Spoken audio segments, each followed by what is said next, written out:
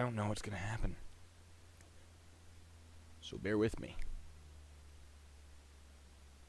Wait for everyone to trickle on in.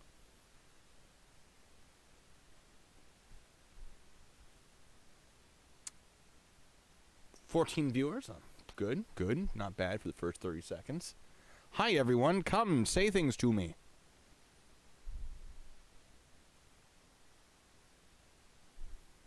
I don't know if you guys are saying things to me. New software. I don't know if any of it's working. By the way, you might hear construction noises coming from outside. Nothing I can do about that. It's a lovely day here, and construction's happening, and there's not much I can do about it. Aha! All right, we have a message. Hello to everyone else. Oh, now it's saying there are 0 viewers. I'm sorry, I scared you all away. I don't know. It's weird. Anyway, hey, there's a person. How's it going? Having a little story time stream. Now, it's not really much of a story time this time. Usually, the story time is me telling a story, but today is going to be a little bit different. Not that I've really established how any of this works. No, it's not the plumber this time. I don't really have a established method for how this goes. I just wing it. Everything I do on the fly, more or less. But some people in my Discord, which I don't know, Rennie, if you want to link that, they've asked me, well, hey, since you're already doing your little investigation to the victims of the Green River Killer, why stop there? Why not discuss other serial killers? Why not discuss some paranormal stuff? And I thought, paranormal stuff, that would be fun. I wouldn't say no to that. So today, I'm going to be discussing with all of you some of the places that are allegedly haunted in my area, so we can discuss which ones we think I might want to go to. As far as debating Merb in his Discord, no. I've already debated Merb, and I successfully proved him wrong, and he still, and this has happened multiple times, even after being proven wrong, he'll still continue fighting the fight, and that's not someone I want to engage with. Discord's up. All right, Discord's in the chat. Am I going to do a chat? The Rio Arriba Sheriff? I might. I might be doing something about that. Yeah, okay, so my hair. Yeah, I told some of you guys I talked about my hair. So I woke up like this. It disappeared. I blame ghosts. Obviously, that's not what happened. For those of you who are not aware, if you haven't seen the stream with popcorn that I did last week, oh boy, it's long, but it has some good moments. I'll discuss some of the good moments with you in just a moment. I explained there, and I'll explain again here, that I've been called to Title 32 active duty within the National Guard, basically meaning that the state has called me back into service. My particular orders have to do with the COVID crisis. What I'm doing is I'm helping to distribute food to families who are unable to either buy their own food or get their own food, depending on what their disabilities are, what their financial situations are. So for most of the week, I organize packages of food, and then a couple days a week, I actually, we have a drive-through where people show up, and we just give them boxes, and they drive off. So to do that, I mean, my hair was not within regulations. My hair before was fairly long, and becoming difficult to manage, but you know how it is without barbers or other individuals who cut hair. It is difficult to get a haircut. So I thought, in the interest of making sure I was within military regulations, I would go and buy myself some clippers and cut my own hair, which I did, and it turned out okay. I just shaved the sucker. Gave it a little bit of a fade, but it went better than I thought it would. It's obviously not great. I'm not going to keep this haircut once I'm able to get it done professionally, of course. But it's not awful. Not a huge fan of having this short. I'm used to this being able to, like, you know what I'm saying? I don't know the word for it. Yeah, no, this is my my COVID cut, 100%. So, yes, popcorn did birth a few good emotes, and regarding the reactions, I've said that. So I'm getting ahead of I'm getting all excited. I'm speaking too quickly. Yes, at least I have hair. I think if I get subscribers or donations, things will pop up on the stream. To include the reaction, if somebody uses super chat, I believe, and if you want, if anyone wants to test it out for like 5 cents, or not. I mean, I'm not picky, but it should show the a little animation of me throwing my keyboard in frustration from the second stream with popcorn. So, if anyone's tempted and they're feeling like trying that out, please feel free, because I am also curious if it works. How's everyone doing? So, title does say Spoopy. That is intentional, which is fun. So, all right. Ghost time. Did it work? Oh, thank you, Arash. It doesn't seem to be working. Why isn't it working? Did anything pop up? Did anything? Did it do the little animation? I don't know. It didn't show it on mine. I gotta know. Before I continue, I have to know. Because if it doesn't, I'll reenact it right now.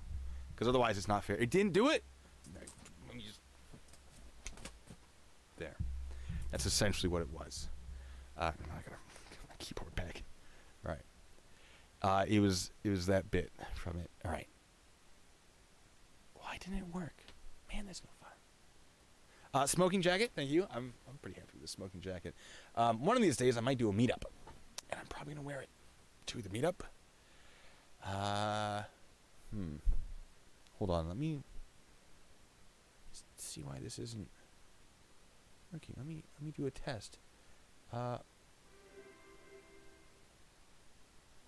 Did it show you guys? Is it popping up? Ha! Alright. So that's what's supposed to happen. If it actually worked. Let's see what Super Chat does. Yeah! If that's popping up. If that's doing it correctly. Yeah, lets me test it like that. Okay. If anyone else donates, I'll hit that. If it doesn't do it on its own. I don't know why it didn't, but thank you so much for your donation. You guys are amazing. And from the money that I've gotten through this channel, I just bought a bunch of new equipment. It's on its way here, so I'll be able to actually start filming things once these lockdown orders are completed. And yeah, you know, I'm so excited, but I'm not really sure what I can do yet legally. And of course, I wanna do it legally. So, first thing we're gonna talk about, because I've rambled on for long enough. What happens if I click this? Oh, yeah, that's what happens if you subscribe, allegedly. I want to talk to you about Linda Hazard. And Linda Hazard she has the nickname Starvation Doctor, and she is featured in a book called Starvation Heights, which I haven't read. I didn't actually donate to my own stream. It's a test button. She's amazing. I mean, not in a good way, but like her story is it's just bonkers. I didn't buy a new smoking. I'm very easily distracted, folks. The jacket is the same. I keep forgetting I have this pipe. All right. Yeah, I got the pipe. Let me prepare a little. Yes. Linda Hazard. She lived in Washington. Olalla is the place that she is known for being in. I'm going to put this down because typing or speaking, typing I imagine would be difficult too. Speaking is hard when you have a pipe in your mouth, and I'm trying not to make this too weird. But let me see. So, what's going on here? All right. Linda Burfield Hazard, nicknamed the Starvation Doctor, was an American quack, fraud, and swindler, noted for her promotion of fasting as a treatment. Hey, Robert, thank you. Hey, all right, so it's supposed to do a thing when you do that. It is not. So, pretend that this is your name. Hey. And there's a little... I love it. That's me losing my mind during the stream. Yeah. It's a little reference to JBS there. Guy who's commenting on one of my videos. So thank you so much, Robert. You guys are amazing. I love you guys. All right, so Linda Burfield Hazard, nicknamed the Starvation Doctor, was an American quack, fraud, and swindler noted for promotion of fasting as a treatment for basically all cures, or ailments. Cure for all ailments, that's the word I'm looking for. She was imprisoned by the state of Washington for a number of deaths, resulting from this at a sanitarium she operated there in the early 20th century. Her treatments were responsible for at least 15 deaths. That's about 15 too many. She was born in 1867 in Carver County, Minnesota. So anyone there in this chat who's from Minnesota, shame on you. She died doing her own treatment in 1938. Like a fool. Anyway, she was one of 8 children born to Montgomery and Susanna Neal Burfield. She had no medical degree, which is important. We'll get to that later. But was licensed to practice medicine in Washington State through a loophole that grandfathered in some practitioners of alternative medicine. What? That's terrible. That's awful. According to her book, The Science of Fasting, she studied under Edward Hooker Dewey, M.D., a champion of fasting. So she studied under the guy who did have a medical degree, who was like, yes, fasting cures things. And then because she studied under him, she was able to practice medicine, although not as a doctor technically. It's weird. Laws are weird. And this was way back when. So she created a sanitarium called Wilderness Heights, which now many people refer to as Starvation Heights, in Olalla, Washington, where inpatients fast for days, weeks, or months on a diet of small amounts of tomato and asparagus juice, which sounds disgusting. Occasionally also a small teaspoon of orange juice. Wow, that's so very kind of her. Wow. All right, well, let's keep reading, shall we? While some patients survived and publicly sang her praises, because they are idiots, dozens died. The idiots part is me saying that. It's not what I'm reading, by the way, which is a Wikipedia article. This book is just for show. In case anyone's like, oh, I wonder what book that is. It's The Life and Achievements of Admiral Dewey, published in 1898. Has nothing to do with this topic. Absolutely nothing, but it's a nice little prop. I'm reading off a Wikipedia article. I got a screen right there. Pulling back the curtain.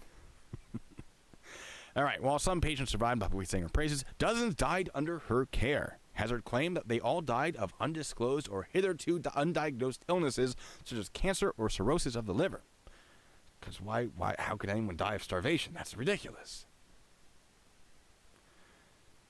Local residents refer to the place as Starvation Heights. Hey, yeah, I was okay. There we go. I was right. She assured people that her method was a panacea for all manner of ills. So basically, it fixes everything, including being alive. Because apparently starvation ridded the body of toxins. I really should. But this is a nice book. I like this book. I've never read it, but I like the look of it. I wouldn't want to ruin it. I'm sure it's very interesting. That's in response to Seppuku there. In case anyone's like, who's he talking to? I'm talking to the chat. If you're watching this after the fact, you're missing out. Because I interact directly with you guys. Her body count, I think, was 15. 13, 15? 15. At least 15. All right. During her medical career, she wrote 2 books about what she claimed to be the science behind fasting. And, of course, it's all nonsense. In 1912, here we go. She was convicted of manslaughter for the death of Claire Williamson. This one's fun. This one is fun. A wealthy British woman who, obviously it's not actually fun. A woman died, but it's interesting. Right? A wealthy British woman who weighed less than 50 pounds at the time of her death, which is not enough. Wait, you don't want that as an adult. You really don't. At the trial, it was proven that Hazard had forged Williamson's will and stolen most of her valuables. Williamson's sister, Dorothea, also took the treatment and is alleged only survived because a family friend showed up in time to remove her from the compound. It is suggested that one of them managed to smuggle a telegram to alert the family. However, by the time of arrival, Claire had already died. Dorothea was too weak to leave on her own, weighing less than 60 pounds. She later testified against Hazard at trial. So, one of the things that Lizzie Hazard would do was she'd get people in. She'd be like, look at all this science. Science, folks. There wasn't computers. There wasn't internet to check this stuff. People do this all the time. She went, I was trained under a medical doctor. And starvation is the cure to everything.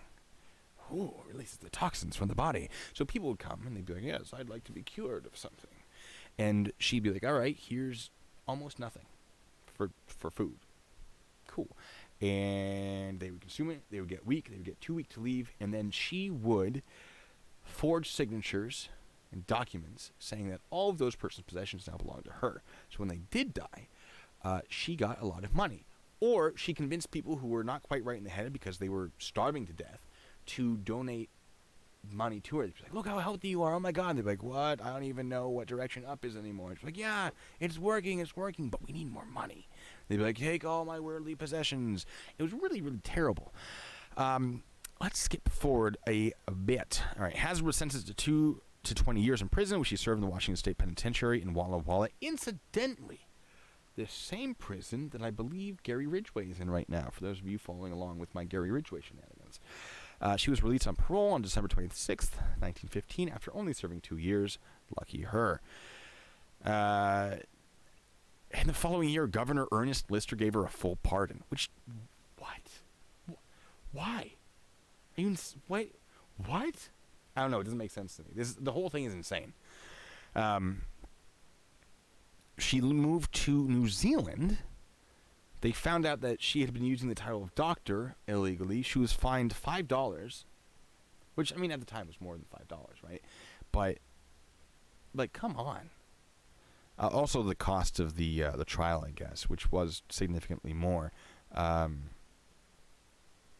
much, though. 1920, she returned to Olalla, Washington, and opened a new sanitarium known publicly as a school of health. She couldn't pretend to be a doctor. The place did burn down. In 1935, it was never rebuilt.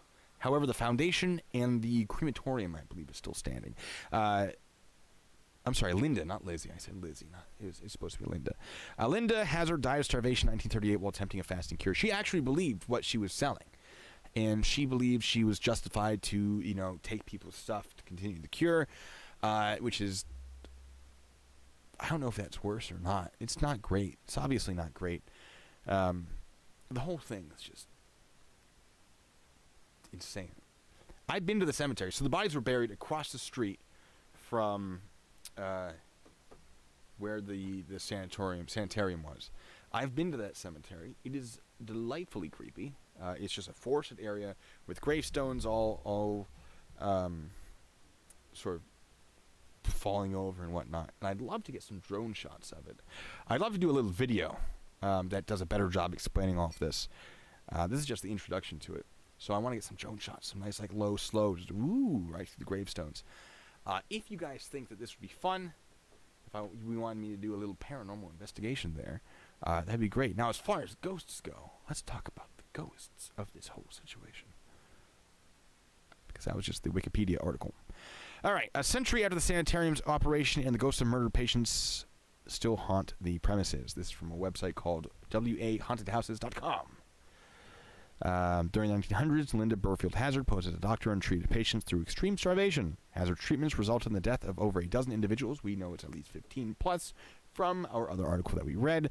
The spirits of her victims, particularly 2 boys named Jeff and Kyle, are believed to haunt the grounds, although the sanitarium is no longer standing. The concrete foundation and incinerator remain. Ghost hunters discussed this. I don't know if they went there. There's a whole, a lot of people have talked about this place, and I live relatively close to it. Let me see. There's a list of people that the deaths are attributed to her for it. Let me rephrase that. There is a list of people who died. Their deaths have been attributed to Hazard. In the Wikipedia article, by the way, for Linda Hazard, there's also a diary of Earl Edward Erdman, who died after the starvation diet. And it's like, oh yes, I got 1 orange for breakfast, mashed soup dinner, mashed soup supper, 1 orange breakfast, strained soup dinner, strained soup and supper, 2 orange breakfast, no dinner, no supper, 1 cup strained tomato soup broth at 6 p.m. These are day by day by day. It's like, wow, this guy, obviously there's a reason he died. Wow, He's like, yes, I'm not sleeping well and everything hurts. Yeah, no kidding. So, I don't actually know if is there a difference between sanatorium and sanitarium? I've seen them both written down differently. I don't know if there are different types of places, though. I don't know, man. All right, so the ghosts, supposedly, are Jeff and Kyle. Are there any Jeff and Kyles on the list? No. Of all the people she supposedly killed, there is not a Jeff or a Kyle. So I don't know where they're getting that. Oh! One guy on her property was killed by a bullet in the head. She is not known to be the shooter.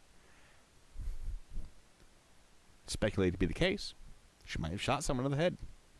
Well done, her. Anyway. Yeah, so I don't know about those ghosts. But it would be fun to spend a night in a graveyard. An abandoned graveyard. I don't know if you guys think that would be fascinating. What do you think? Give me a few of your thoughts on that. Should I go spend the night in a graveyard? Look for ghosts? Maybe. Maybe not.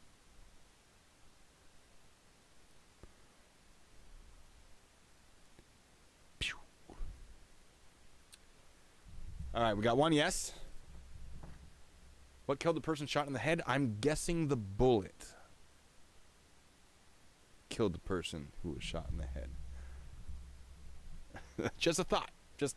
Just my I'm not a doctor, but I'm pretty sure a bullet to the head will kill you. Alright. My microphone is about to fall. It'll probably happen during this stream.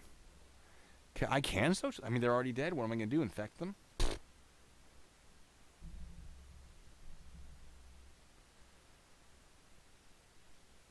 All right. Yeah, no, I'm definitely going to check to see if I can go there after dark. Use the Rona. I got it. All right. We're ready for. I got this painting. You may have noticed it's been replaced. Fancy. These are places. Other places in Washington. Let me know if any of you want me to go to any of these other places we're about to discuss. Oh, the Arbery case from Dreamer asks, what are my thoughts on the Armad case? I actually wrote a script for that. I have a couple people checking it right now. It's a very sensitive topic. Usually I don't have people check my scripts. I just hope that my research is good. But this one is very much more of an opinion piece where it discusses why, not whether or not the people are guilty, but why the prosecutor would have said, hey, let's hold off on prosecution for right now until we have more evidence. That's basically what it discusses. Why it took so long for these guys to be arrested. And in the interest of not garnishing a lot of hate over the internet, I'm having a couple people look it over to check for biases, because obviously I'm biased towards police most of the time. So, Astoria, Oregon. Oh, we're getting there. We're getting there. All right. Ghost towns and haunted places in Washington, or in the Washington Cascades. Here's a fun little article right here. This is the Oxford Saloon in Snohomish. This little picture should show up. Oh, there we go. Right, meow. Sean, once coronavirus is no longer a problem, you should team up. Not just you. I mean, just like if you guys want to become involved in my shenanigans, I probably wouldn't say no to that. Just thought. All right, Oxford Saloon, Snohomish, built in 1900 as a dry goods store and now operating as a restaurant, which is good. It means we can go into it. I hate over the internet. What is that? Let me see. The Oxford Saloon, Snohomish saw many incidences of violence during its years as a saloon. Shadowy figures and mysterious incidents have been reported here, including the presence of a police officer who was killed while moonlighting as a bouncer. Oh, that's fun. That would be a fun thing to check out. I wonder if they'd let me stay the night there. That's really the trick, isn't it? To get them to let you stay and do things. Washington State Ghost Society performed investigations here in 2005 and 2006, where they detected electronic voice phenomena, also known as EVPs, for those of you not familiar with ghost hunting, and anomalies that appear to take human form in photographs. Now, before we keep going with this, I want to talk about whether or not I believe in ghosts. I have my doubts. I'd like ghosts to be real. I think it would be a lot of fun. However, I do not believe that most things are supposedly evidence of ghosts are real. Or what people think they are. So,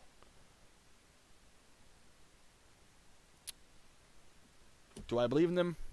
Remains to be seen. I'm open to the idea, though. Cabbage Patch, Snohomish. Oh, a Cabbage Patch. Is said to have seen, or said, what? It has also been said to have seen some paranormal activities. Patrons and employees have reported the ghost of a young girl upstairs looking out the windows and standing on the stairs. Employees claim to have had dishes moved or broken, and often hear glasses being rattled when nobody is around. Okay, and here's a picture of not really sure what. Looks like a mess is what it looks like.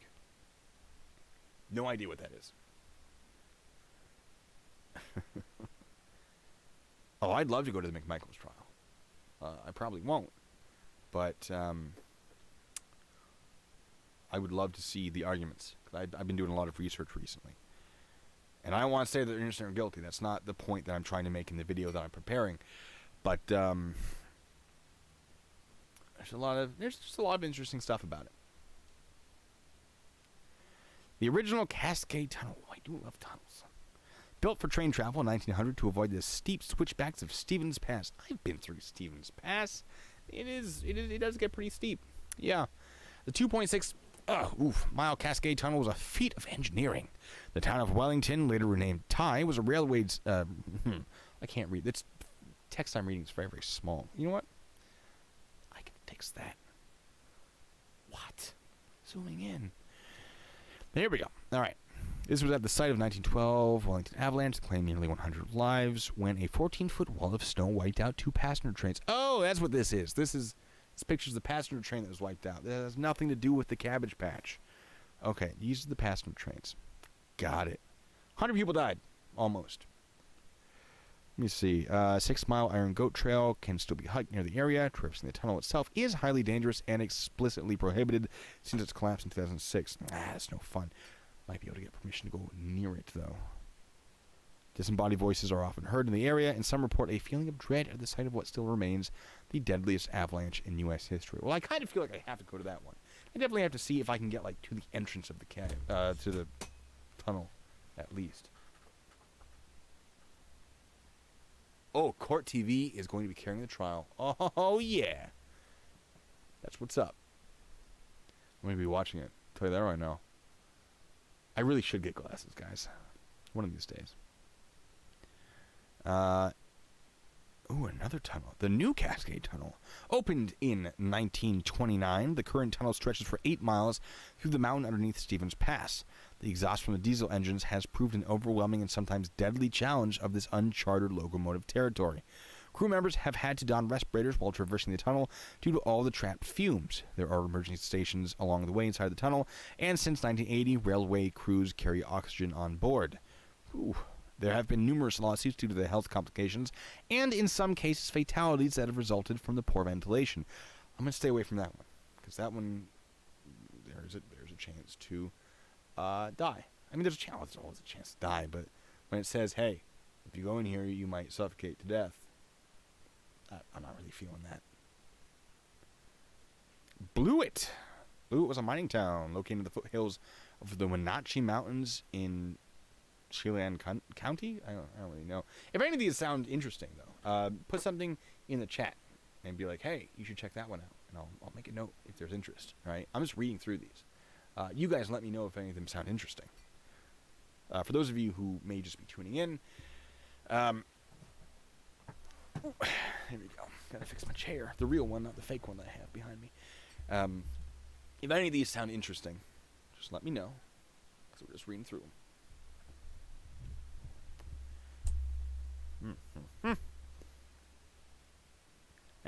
So, the town of Blewett was established as a camp in the 1890s, but also carried the reputation of being one of the most chaotic and violent mining camps in the area.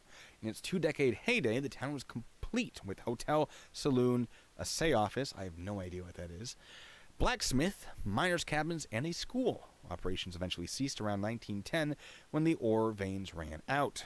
Nowadays, after enduring years of abandonment, isolation, and fires, all that remain of Blewett are the mine entrances and the foundation of the old stamp mill. Ooh.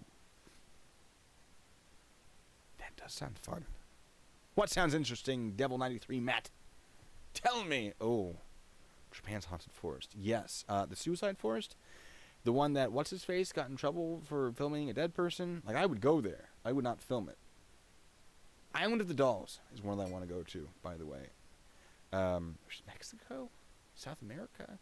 There's a place. Oh, guys, speaking of place I want to go, if I ever travel around for this, Poveglia Island, which is in Italy. You need special permission to go there. But I have a good friend who is fluent in Italian, so they should be able to help me with that.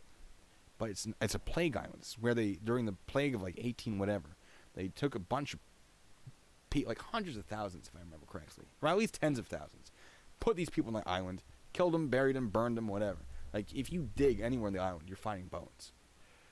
Fishermen don't even go near the island because they'll get bones in their nets. A say office is where they test the ore gold silver quality. Oh, okay. I learned something today. Anyway, Poveglia Island. I want to go there real bad. So the story is, all these people died there, or were killed, or buried there. They're mass graves. The entire place is like, there's a layer of just like dust from burning humans. But an insane asylum was built on the island. And this is the story anyway, the guy who ran it, the psychiatrist or psychologist or whoever he was, he did a lot of experiments on the patients. He'd drill holes in people's heads with tools that you shouldn't be drilling holes in heads with, really primitive stuff. And supposedly, the ghosts of the place rose up in a big old dust cloud and pushed him out of the tower and then like choked him. I don't really know the whole thing, but it's a great story. If I ever got to go there, and you know I would definitely look into that and report on it, and we'd have a real good time scaring ourselves. Taj Mahal. How was the Taj Mahal? That sounds like a good time. 'Cause the Taj Mahal is a gravesite. It's a big old mausoleum. Dracula's Castle. I almost went there for Halloween when I was living in Germany. The Midway would be fun. I mean, money is required for travel, folks. As much as I'd love to do this, so I'm gonna try to. It's funny you say Scooby-Doo's Island. I was watching that on Netflix. Ridge Scar Island. Ooh. Sorrento Hotel. I've been to the Sorrento Hotel. Yeah. Anyway, you guys are distracting me. It's great. So I feel Blewett would be fun because I mean, open mine shafts. Come on. Who doesn't want to go hang around some mine shafts? Look for ghosts. What else we got? Liberty, another ghost town. Produce gold. What we got? Oh, some structure is still there. The mine is still there. It is still inhabited, but you can explore its past right off the main road. Yeah, okay. New Orleans, of course I want to go to New Orleans. Alright, I'm going to need a tour guide. Just saying. Those of you in New Orleans. Show me around. Once we're able to travel again. And I have time and money to do it. What else we have gotten ourselves into with the ghosts? Oh. The ghost town of Govan sits just off Highway 2, about 50 miles west of Spokane. In the late 19th century, after the establishment of the Central Washington Railway, Govan, I don't know if that's pronounced right, I have no idea. Govan was a railway stop before a large sandbank was discovered, which led to a bustling population of 76 residents. Bustling. as many worked to extract sand for the railway construction. As is the case for many of Washington's ghost towns, the buildings of Highway 2 near a community eventually allows residents to relocate elsewhere. But Govan isn't just abandoned, it may also be haunted by the ghosts of one of the state's grisliest unsolved murders, which left a judge and his wife killed by axe in 1902. A murder at a saloon occurred the following year. Neither of these buildings are still standing, which is a shame. But there is a truly majestic schoolhouse, which, depending on how you look at it, is a beautiful relic or a super creepy feature of a town long forgotten. I assume this picture right here is a schoolhouse, although that might just be a random picture of a schoolhouse. Maybe worth checking out. That's within driving distance. I mean, it's a lot of driving, but all right, another ghost town. Let's see what this ghost town has. Ooh, a cemetery. Yep, they were killed in mining accidents. Serves up great food. Oh, so it's still like a thing. The Brick Saloon, originally built in 1889, serves up great food and is famous as the setting for TV series Northern Exposure and the film Runner Stumbles. I've heard of neither of these. But it is also the setting for intense hauntings. Brick employees and customers have recounted the appearance of apparitions, including a little girl and a cowboy, and report the piano in the back room playing when no one's around. My piano does that too. Check this out.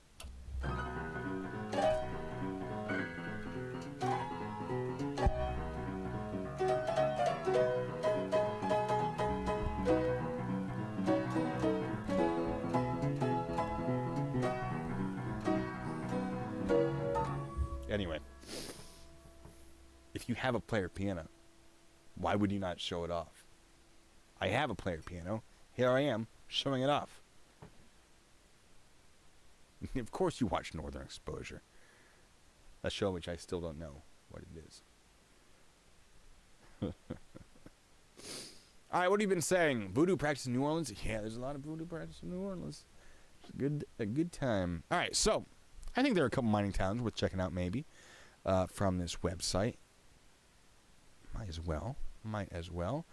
A lot of messages being deleted. I have no idea what's going on there. Black Diamond Cemetery. Here's a new website. Ooh. Being a cemetery, it's not too surprising that there have been consistent reports coming from it, but reasonable explanations can usually be given for most instances. For example, some people have said they've heard whistling and voices in the wind, but it could be argued that since it's an open area, the sounds could have come from anywhere, especially being carried in the breeze. I mean, I'm all down for hanging out in a cemetery. I'd have to get permission, of course. But, Tacoma Old City Hall. Excerpts from the Tacoma News Tribune on February 18th, 1974 documented that police were called to the Old City Hall building repeatedly because break-in and fire alarms were being set off, but there was no logical explanation as to why.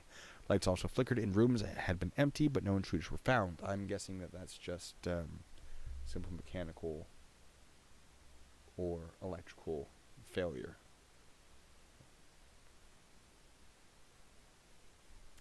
I mean, that's usually what it is. Oxford Saloon, we already saw that one. Campbell House, Spokane. Oh, that's a lovely looking house. Check that out. Am I allowed? Can I stay in there? All right. Northwest Museum of Arts and Culture, or the MAC. Okay, so it's a place you can go. It's a museum. Might as well wander through it. While you may think eyes moving in a portrait only happens in movies, you'll be horrified to hear. Probably not horrified. You'll be horrified to hear that type of creepy activity has been reported here. It was also peculiar that there were stories widely circulating that 3 of the Campbell children who lived here in the early 1900s were murdered by an intruder, then kidnapped a 4th kid who was never seen again. But the problem is the Campbell family only had one child who lived healthily into her adulthood. So I'm thinking that this one, I mean, as cute as the building is, might not be worth checking out,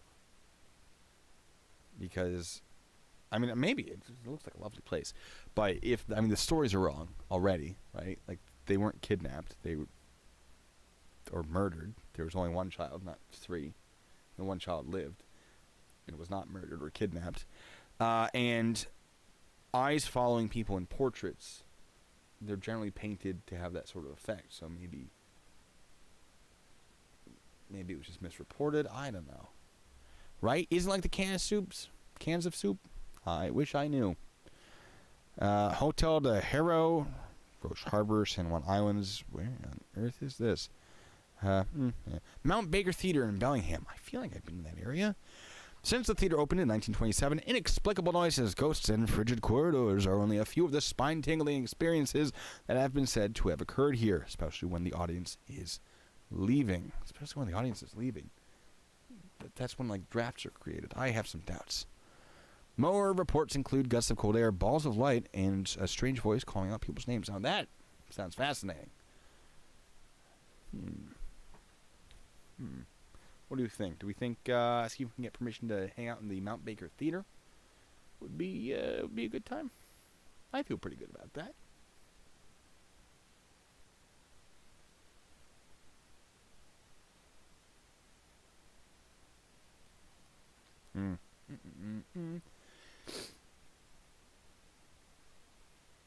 Ring in the chat. Bear with me.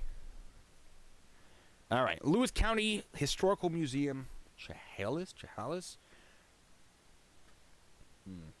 The group Paranormal Investigation of Historic America deemed this museum haunted after a 2010 search picked up many recorded voices responding to things the investigators said. Visitors and employees have also noticed seeing the ghosts of two different men and a Native American woman walking around the building. Now, I don't know, museums are a little tricky because they're like things that are worth money, and I doubt they'd let me spend the night. But I don't know. This one, though, sounds fun. University Heights, Seattle. This school, later turned community center, is believed to have a young boy that haunts its halls who used to be a student there. People have claimed they've heard children laughing and playing, and investigators have picked up EVPs here, too. I mean, that sounds like a good time. The community center, I feel like I could get permission to stay in the community center. I don't know. I've never tried. I've never been like, hey, let me stay in your building overnight. But worth trying. Buttersworth Building, now Kel's Irish Pub. I mean, I might just go there and have a drink. Mortuary. Oh, it used to be a mortuary. Now it's a bar. Yeah, of course I'm getting a drink here. This mortuary, now bar in downtown Seattle, was actually featured on Ghost Adventures on the Travel Channel. There has been an abundance of dead bodies at this location due to disease, mining accidents, and violence back during the 1900s. Oh, I'm definitely going to this place right here. Look at that place. Used to be a mortuary. Of course we can go have a drink there. Rucker Mansion in Everett. Mrs. Rucker is believed to haunt the home, and rumors say that since she left to her death from the bedroom window, her spirit has been heard playing the piano. Perhaps she's been playing this. I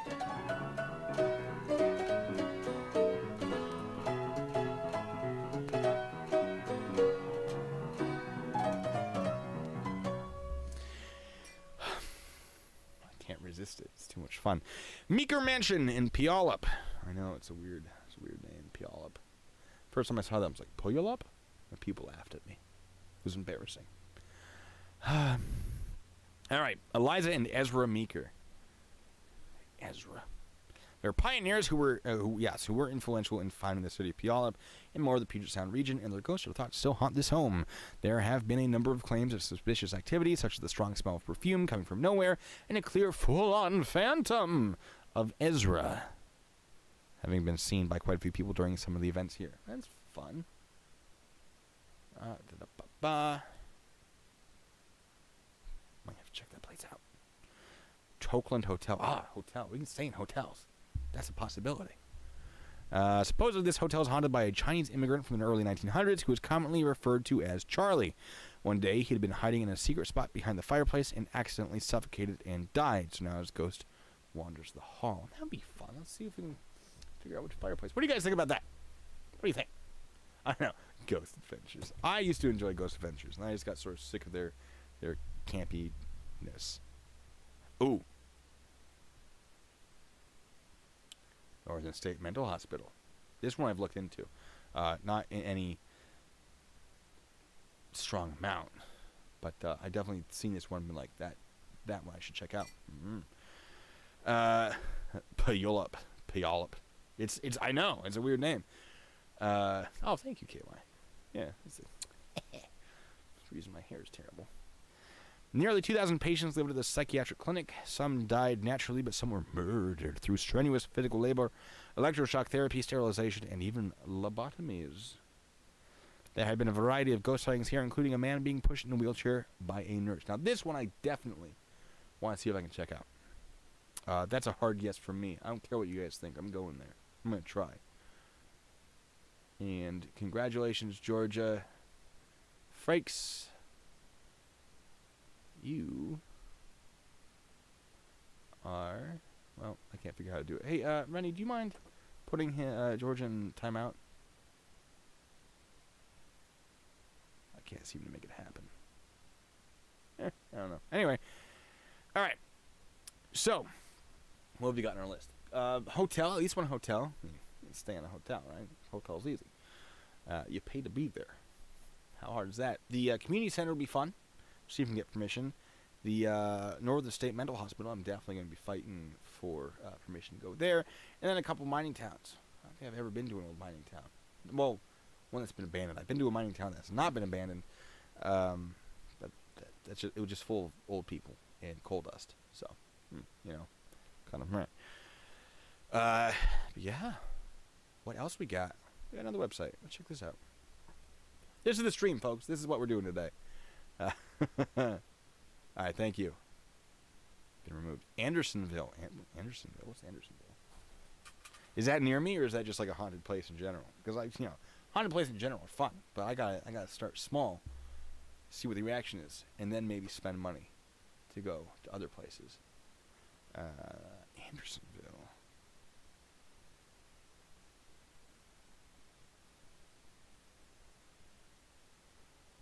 Andersonville is not in Washington. It is, in fact... Oh, I spelled it wrong. Hold on. That's Andonville. There's an Andersonville historic site in Georgia.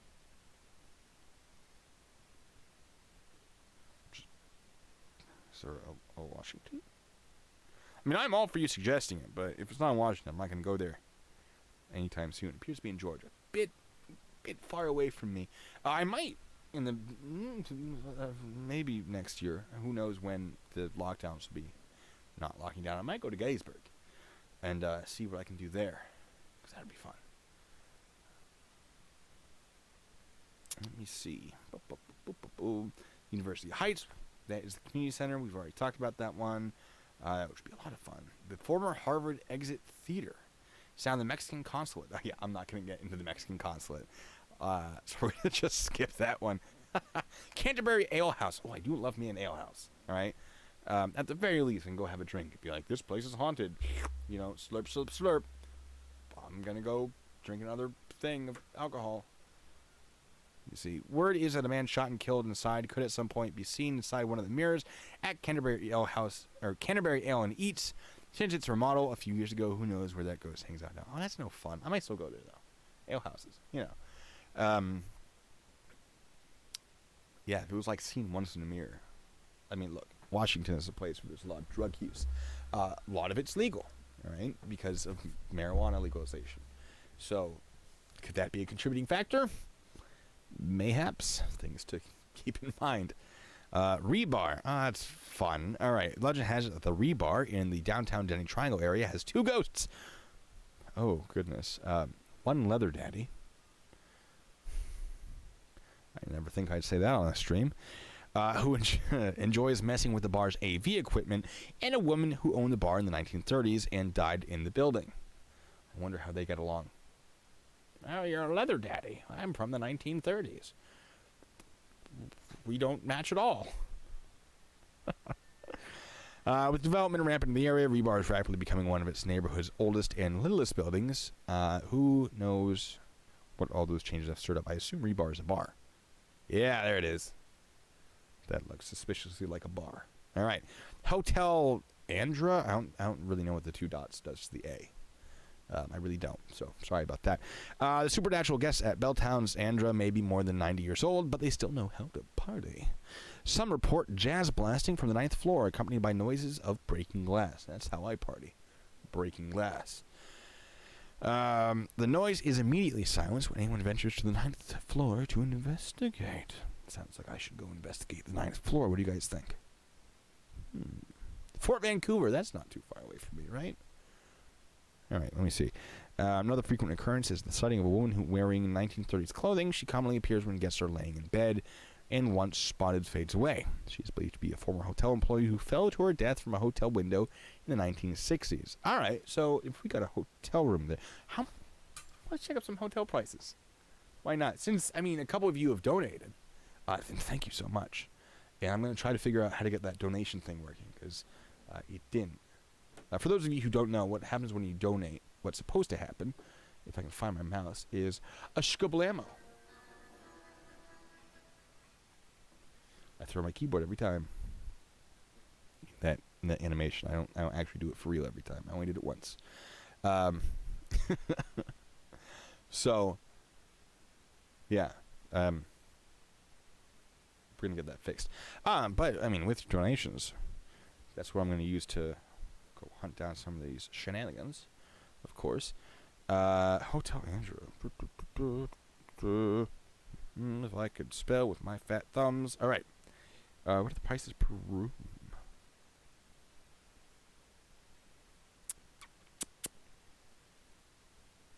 Oh, it's a no. I want the actual hotel. I don't want restaurants near. Oh. Phones. All right. Ooh, a 4-star hotel. It's worth checking out.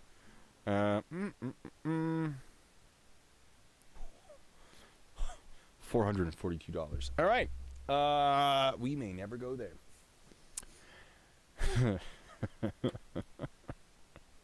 Maybe this channel gets real successful.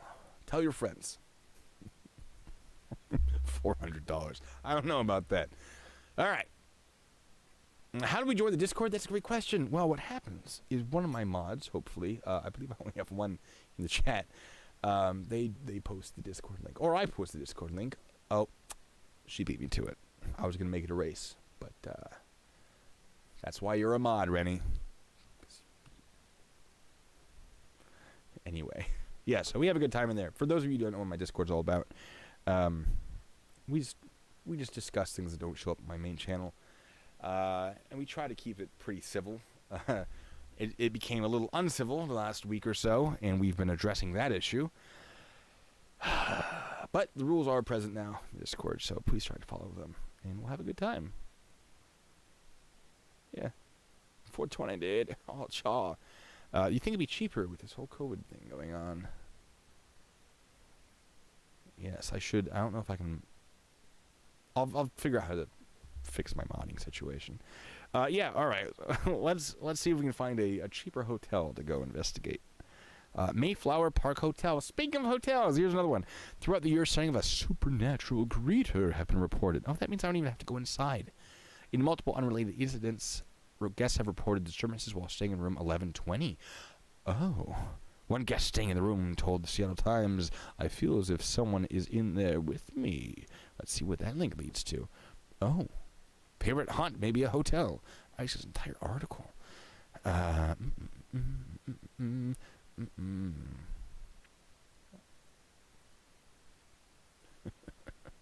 right. Let's see how much that one costs. This stream is a mess. I tell you what.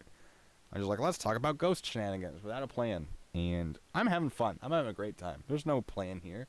We're just gonna do it as we do it. All right.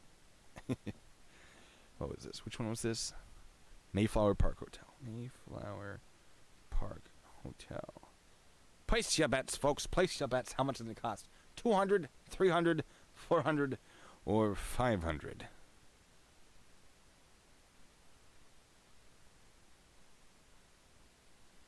You're all wrong. It's actually under 200. This one we could do. 149 for a queen room.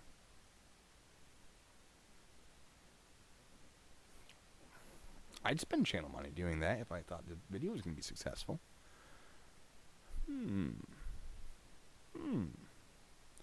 Hotel in LA that is still in operation. Rennie, you're wrong. I mean, I wouldn't mind checking out LA. Once, I mean, if this becomes popular, if my channel actually becomes big, I like the size it's at now. I think it's delightful. You know, that'd be fun if I could use you guys to travel and explore these things. let's see. Kel's Irish Restaurant. All right, yeah, it's $150 for that one. Not bad. All right, Kel's Irish Restaurant, which has been called the most haunted bar in America. Oh, we gotta go there. The Butterworth building used to be a mortuary, and the pub is in the basement, which the bar's owner says was once the embalming room. I gotta go there. I definitely have to go there. All right, this is the place right there. That's the restaurant. A little picture. Well, many ghosts are said to appear here. The main attractions are the little girl with red hair and Charlie, who is said to appear in the Guinness mirror. Of course, it says. It says right there. It says, of course. All right, so I have to go to the Kel's Irish Restaurant, obviously. Heck yeah. Hotel Sorrento. We were just talking about Hotel Sorrento. I've been to the Hotel Sorrento. I've been near it. I know I've seen it. Alice B. Toklas was credited with the invention of pot brownies back in 1954. Today...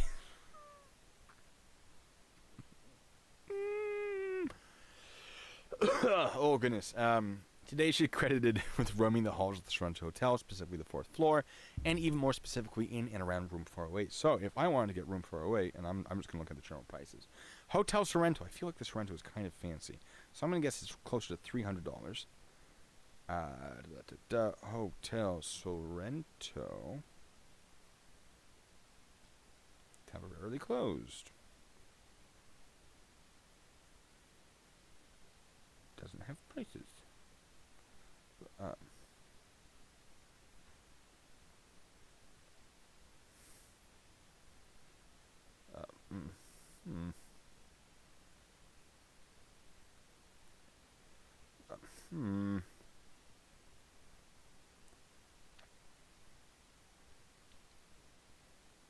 Nope. It is a 4-star.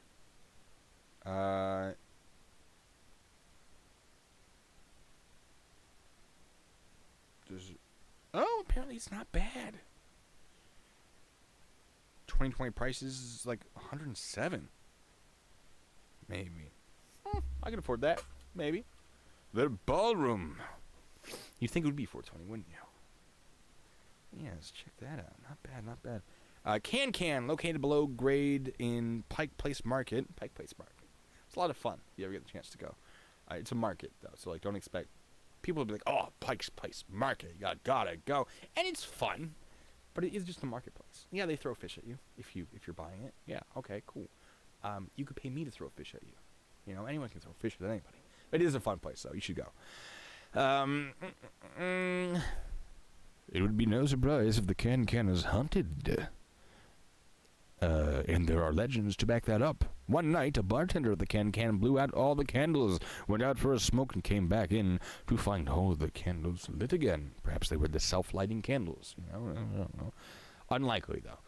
One neighbor said his daughter used to talk to a young apparition that would appear outside her window. That's interesting. I don't know what the Can is. What is the Can? Is it like a restaurant? Is it a... Oh, the Underground is a lot of fun. If you're in Seattle, you get to do the Underground tour. There are some really fun ones, and there are different versions of it that discuss different parts of Seattle history. Seattle Can. Oh, it's a culinary cabaret. That sounds expensive, but a lot of fun.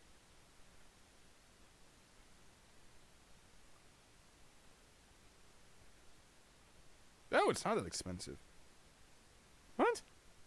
$30 most? There's no way. Well, I'm going to go to that.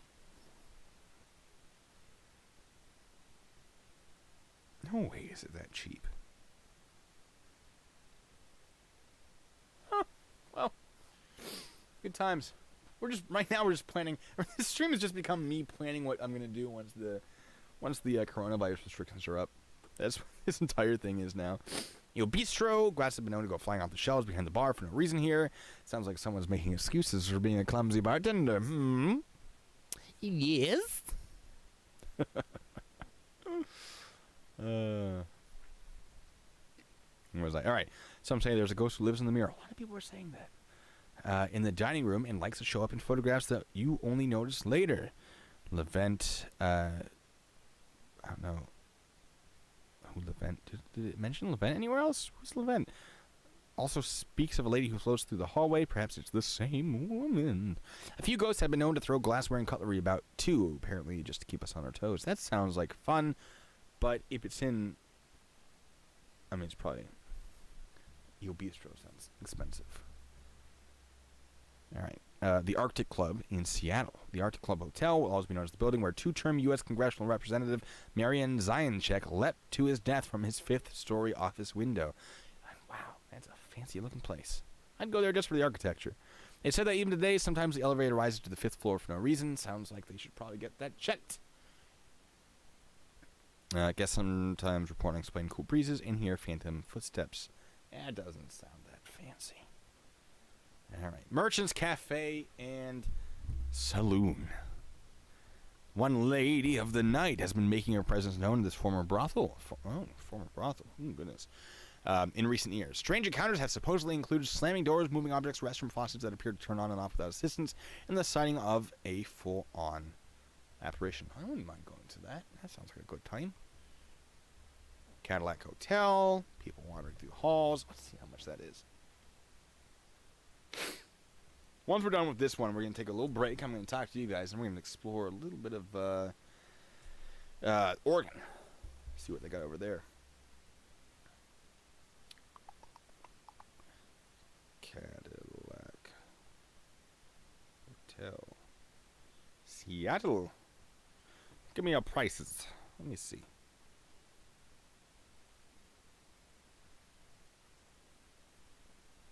Oh, it's a historical landmark. Oh, it's now home to the Gold Rush National Park. Okay, so I can't stay there, so never mind. Huh.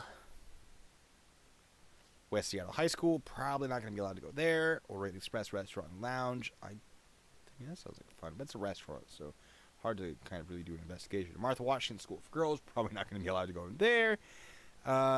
Building is now demolished, but it is the site of Martha Washington Park. Ooh, paranormal events supposedly continue to occur there, especially around the old trees that were planted by some of the original residents of the school. Okay. Hang out by some trees.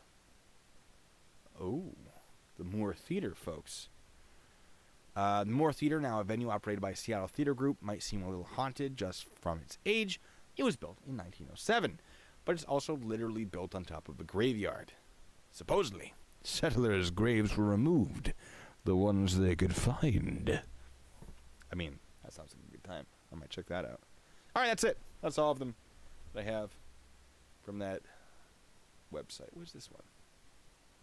Oh, this is the hotel one. Yeah. I'm learning things in the chat.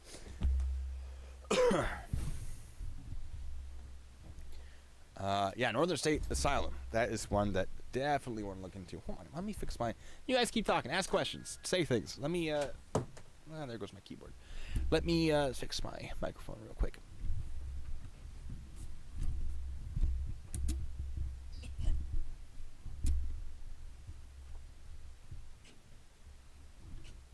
Yeah, that'll do.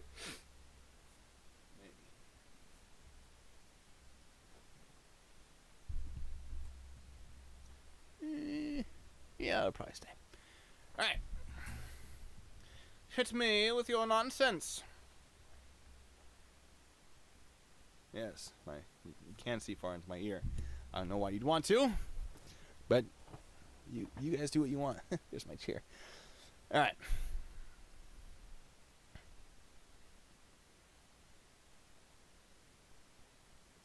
Stan the Spam Man? I don't know, he's talking a lot about politics, something I try to avoid, so I'm not going to answer your question, Stan.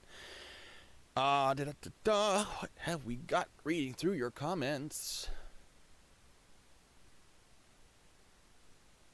Stanley Hotel would be fun. Stanley Hotel would be a lot of fun. Stanley Hotel is where? I know where it is. Can't remember off the top of my head.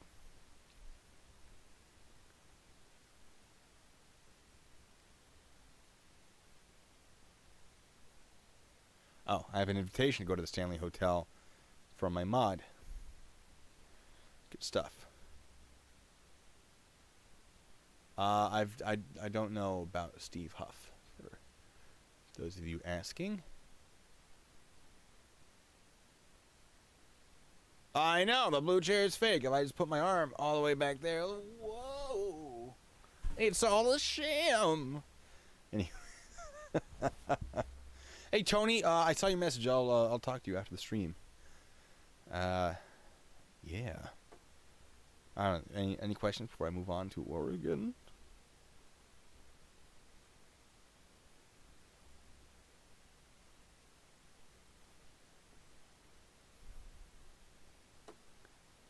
I'm about to move on to Oregon. This is the stream. This is the entire stream. It's not terribly exciting. I'm just sort of chilling, having a good time, while I wait for my people to finish reviewing my script, so I don't make people any madder than I absolutely have to about the shooting of Arbery, which is absolutely tragic. But I'm not going to say anything about it. The video's out. Speaking of things I'm working on, I do have that FBI video that I have to finish. I have a couple Sovereign Citizen videos I have to finish. I have a video on use of force that I've been holding on to since just about the beginning of this channel.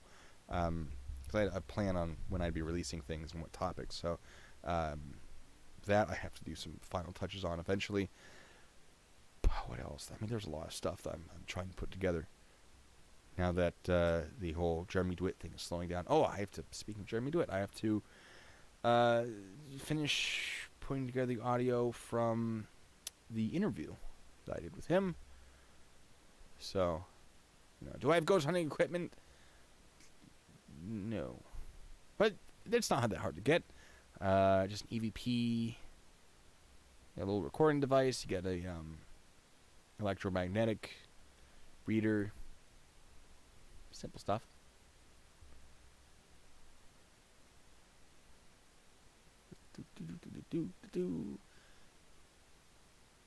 Any ghost stories from my Army days? That's a good question, actually. So I was in Fort Lewis, which is part of JBLM.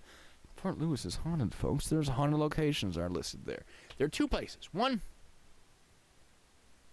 3 places. There's a thumb there, I promise.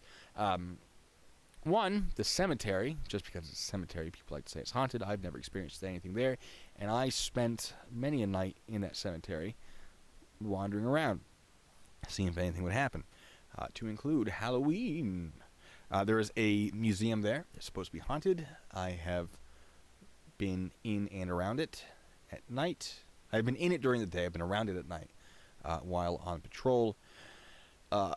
Never seen anything ghost-worthy. The 3rd location is the old World War II barracks, which I could probably pull up. So hold that thought. Where did my keyboard go? I'm going to use Google Maps because that is public information. And Google.com/maps.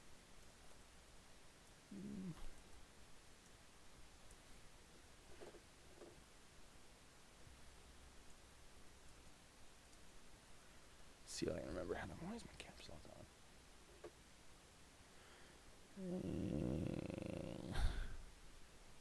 Stand by, folks.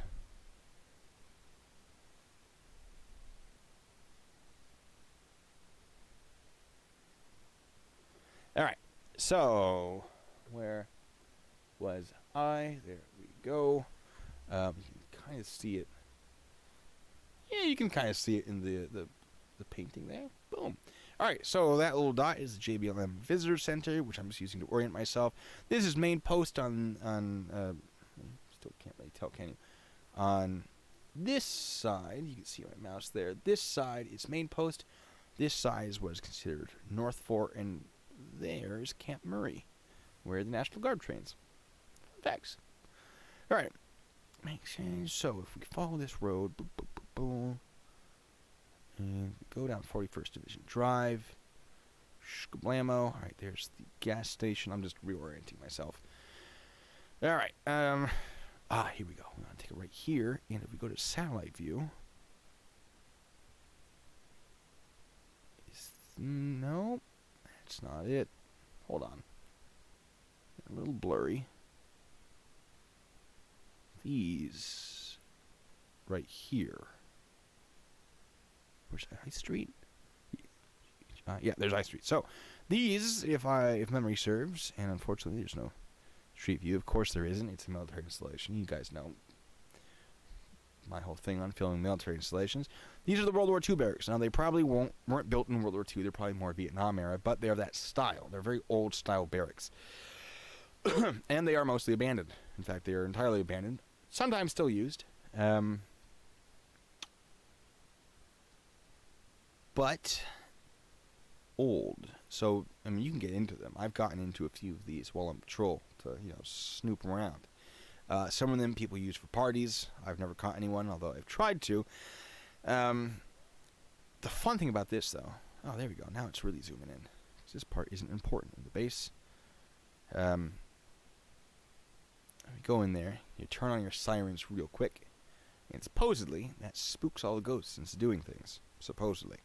I have done that a couple times. So, sometimes lights will turn on and off. I've watched that happen. I've watched, in this area, lights turn on and off. It is terrifying. Because you're just, like, oh, let's go hunt some ghosts. Oh, we'll never find anything. That light just turned on. There's nobody here. And then, of course, you have to go investigate it. And you can't run away from the ghosts. You got to go towards it because you're police. And, you gotta investigate possibly someone breaking in. It's very, it's not fun. Spooky things is they have little silent alarms. It's strobing lights. And so when that goes off, you're just like, whoa, that's spooky. I've never set them off, but I've watched them get set off. And then, of course, no one was there. Now, the wiring is very, very old. The fire department showed up because they're the ones that turn that stuff off. And they're like, oh, yeah, no, it's just dust from the sensors. You guys, there's no one breaking in. I didn't say ghosts. I said, hey, we can clear that building, make sure no one's breaking in. They went, that's not what happened. It's sensors. Old equipment. So, are they haunted? Probably not. Is it spooky? Absolutely. So, they have removed wiring out of a lot of these buildings, though. And I actually had a criminal case where a guy stole thousands and thousands of dollars worth of copper wiring out of a dumpster at night when they were removing. Actually, yeah, at night when they were removing all the wiring, they're storing it in a locked dumpster, and someone got access to it, and they managed to break in. And then they returned the following day, during the day, pretended to be employees of the construction company. And that's how we caught them, because the construction guys were like, no, gave us their information. And we managed to pick them up. Turns out one of them was an employee on the base. And I didn't finish that investigation. That happened right around the time that I was preparing to transition out of the Army. So all of my cases got transferred to other investigators. So I don't know exactly what happened with it, unfortunately, but it was it was a big deal because just the sheer amount of copper that was stolen. But yeah, haunted buildings on JBLM. Let me see if I can find you the. Now I get to reminisce. Where's that museum? Museum is. Here's 41st. Museum is down here. Yep. I know my way around. Boom. This is the museum that's supposedly haunted. It's a former, like a Red Cross hotel, something like that. Some sort of old hotel. It's a very lovely building. This one will actually be able to get a street view. And before I do that, though, yeah, you see all the military vehicles that are on display that you can go and check out. Really cool place. If you're ever in that area, let's see if I can get a nice view of it. Probably nothing. There we go. Yeah, it's a lovely building. You can kind of see that in the painting. It's perfect for a painting. It's lovely. Security camera footage. I've never seen any security camera footage of ghosts in the places I'm discussing right now on JBLM. But, look at that. Look at that place. Yeah, you got these little cannons out there. Some military vehicles. You can't really see, but they're back there. And there's some over on this side. So, yeah, they're there. So you can see some tanks. The distance there. Some armored personnel carriers. One of these, if I remember correctly, was an engineering vehicle. I don't remember. It doesn't matter. I'm just... Oh, you can't even see. I'm sorry, guys. There, yeah, right over there. It's a fun place. The museum part's actually really small. A lot of these buildings, the rooms are used for training. But yeah, and JBLM is over here. And there are signs that say, stay out, like that one here. And Google has permission to take and publish these photos. For those of you who are like, but I thought you said you can't film military installation. Well, JBLM is fun. We can go into that real quick. JBLM, the only places that you're really not supposed to film, the SCIFs, which are secure compounds, information. I don't know what this stands for. Used to, don't remember. You can't film the access control points, which there's one actually back here. I think this is where JAG is. This building here. Yep. It is a 7th ID. I used to go bring my cases to this building, if I'm remembering correctly. Oh, yeah, because there's that thing. I used to bring cases in here to take to JAG and Salsa and be like, just JAG, actually, I think. And be like, check out my case. Do we think we're going to charge these people? Just a fun fact. Experiences beyond that. Let me tell you a Gettysburg story, because I've been to Gettysburg before. Meanwhile, I'm just exploring. I'm going to tell you a story. I'm going to look for the, see if we can find the, that's not what I wanted to do. Stand by. I'll tell you my Gettysburg story. So I used to be in the Boy Scouts. Fun fact. Because I'm a goody two-shoes, and of course I did. And when I was in the Boy Scouts, we did a trip to Gettysburg, which was absolutely delightful. And I'm going to be going back at some point, hopefully relatively soon. Maybe next year. I don't know anymore. It's all very confusing. I don't remember where this cemetery is. My goodness. This is surprisingly difficult to try to find a cemetery while telling a story. So, I'm going to tell a story, and then I'm going to try to find a cemetery. And then we're going to talk about Oregon. Because I got nothing else to do today, other than dishes. But don't worry about that. So, yes, we're in Gettysburg. We're on one of the battlefields. It's, night is falling. And we're out looking for ghosts, just for funsies. And I was having a good time picking up little blades of grass and tickling people's ears, going, ooh, just to annoy them. I was probably like 12 at the time. And we're scouting. What we're looking for are ghost lights. So what supposedly is on these battlefields, you can see the lights, if you believe in these sorts of things, of the lanterns of soldiers that were looting through dead bodies, right? To grab their equipment and gear and whatever they had on them. So they turn their back to the enemy, and they get their lantern, and they'd be like, okay, cool. So they turn their back to the enemy because they don't want their light to be seen, so they can shield the light in their coats or whatever and have enough light to sort of see the battlefield. And that's what is supposed to be present sometimes, or visible sometimes, today as haunting. Yeah, so we're out there looking for that, having a good time, not taking it too seriously. And one of my friends goes, wait, I think I see something. Now, this is a warm summer night. Crickets are chirping. There are flies in the air. There's noises. And the moment he says, wait, I see something, all of that stopped. And we had been, giggling and making noise. So it wasn't that, him saying anything shut everything up. He said, I think I see something. And all the crickets stopped. Now, is that paranormal? I don't know. I have no idea. But was it a little spooky at the time? Sure. Does it make a good story now? I'd like to think so. All right, let's see if we can find this graveyard. It's supposed to be haunted. I used to hang out sometimes. It would be in the woods here somewhere. There are trails I used to run up here. I used to run this trail right here. Oh, Engineer's Bluff. It's such a pain in the... Oh.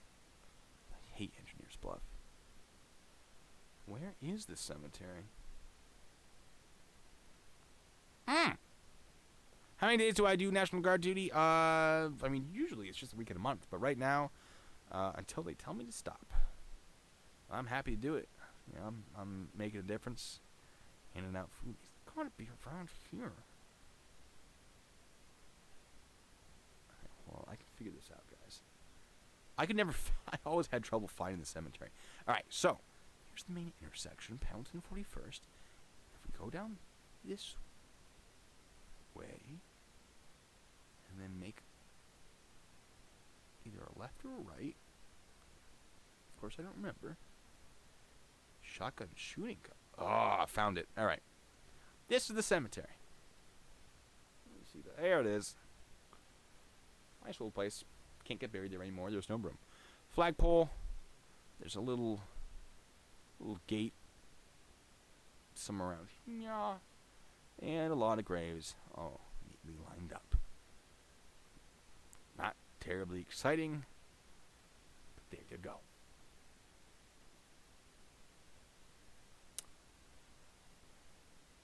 Was I on the losing end of the... Well, I did this myself, thank you very much. I just shaved it. I was like, you know what? And I faded it just a little bit. It's not a great fade, but considering all I had was a mirror and clips that I had never used and no idea what I was doing, I'm actually pretty happy with it. You know? Yeah, it's Astoria, Oregon. I think some of these things discuss Astoria, Oregon. All right. Now I've shown you all the haunted places on JBLM that I'm aware of. Let's go to Oregon. Oregon's most haunted places. Yes. All right, hold on. Let me recenter this. Shkablamo. Nope, too far. Come on. Oh. There we go. All right. Geyser Grand Hotel in Baker City was recently listed as the scariest place in Oregon by MapQuest. Oh. The hotel was built in 1889 as a luxury hotel and has undergone many transformations. The hotel was restored by its current owners in the mid-1990s. There are a number of known haunts in the hotel. Annabelle, or the Lady in Blue, is a favorite, spending much of her time in room 302, where she once lived. She's also been known to pinch a man's behind if he sits at her bar stool at the hotel Saloon, according to hotel owner Barbara Sidway. Oh, well, I gotta go there. All right? Strange dead women pinching my butt. Can't say no to that. How much does it cost? Let's find out. Just stay there. Geyser Grand Hotel in Baker City. I have no idea where Baker City is. Prices. A little under $200. Sounds like a good time. The only ghosts you ever saw on the military base were two people having relations in the motor pool. That sounds like standard military base shenanigans. I've never caught anyone. I have friends who have, and I've hunted diligently for people getting on in public, because I always thought it'd be a lot of fun to, just the awkwardness of it would be just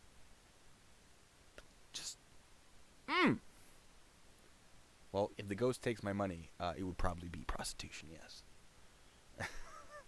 Or theft and sexual assault. Anyway. All right, so Guy's Grand Hotel sounds like a good time. All right, hotel staff have heard laughing, clinking of glasses, and talking, but when they open the doors, no one is there. This one place is already better than every place in Washington. I tell you what, Washington's like, oh, we've got 100 locations. Someone saw a ghost here once. Like, yeah, but you also got a lot of weed. So one time seeing a ghost in a mirror, maybe not going to put you on the map.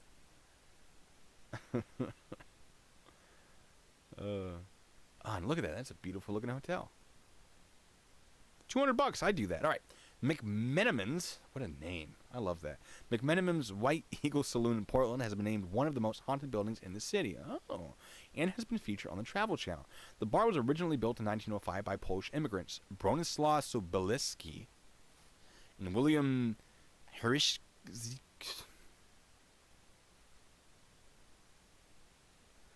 Bronislaw and William. We're not even... Polish last names are brutal. Good God. All right. Popular watering hole. That means bar, by the way. And brothel in the early 20th century. There are two known haunts. Sam, an old housekeeper who's been seen peeking through the window, and Rose, a prostitute, who is supposedly killed at the hotel. Hotel patrons have reported feeling cold hands touch them, being physically unable to get out of bed, and having items move around. What is with prostitutes, dead prostitutes in Oregon? Employees say they have fallen down the stairs, feeling as though they had been pushed. Wait, is this a place I can stay? Can I in bed? Let's see if we can stay here. Mcmenamin's White. There we go. So, oh, it is a hotel as well. All right, prices. $65. You better believe I'm going there. There goes my phone. $65 to stay in a room and possibly get touched by a dead prostitute. It would cost me more money to get touched by a real prostitute. Not that I intend to do that. It's just I'm just having fun here. All right. What am I saying I'm down for? Yeah, more dead hookers.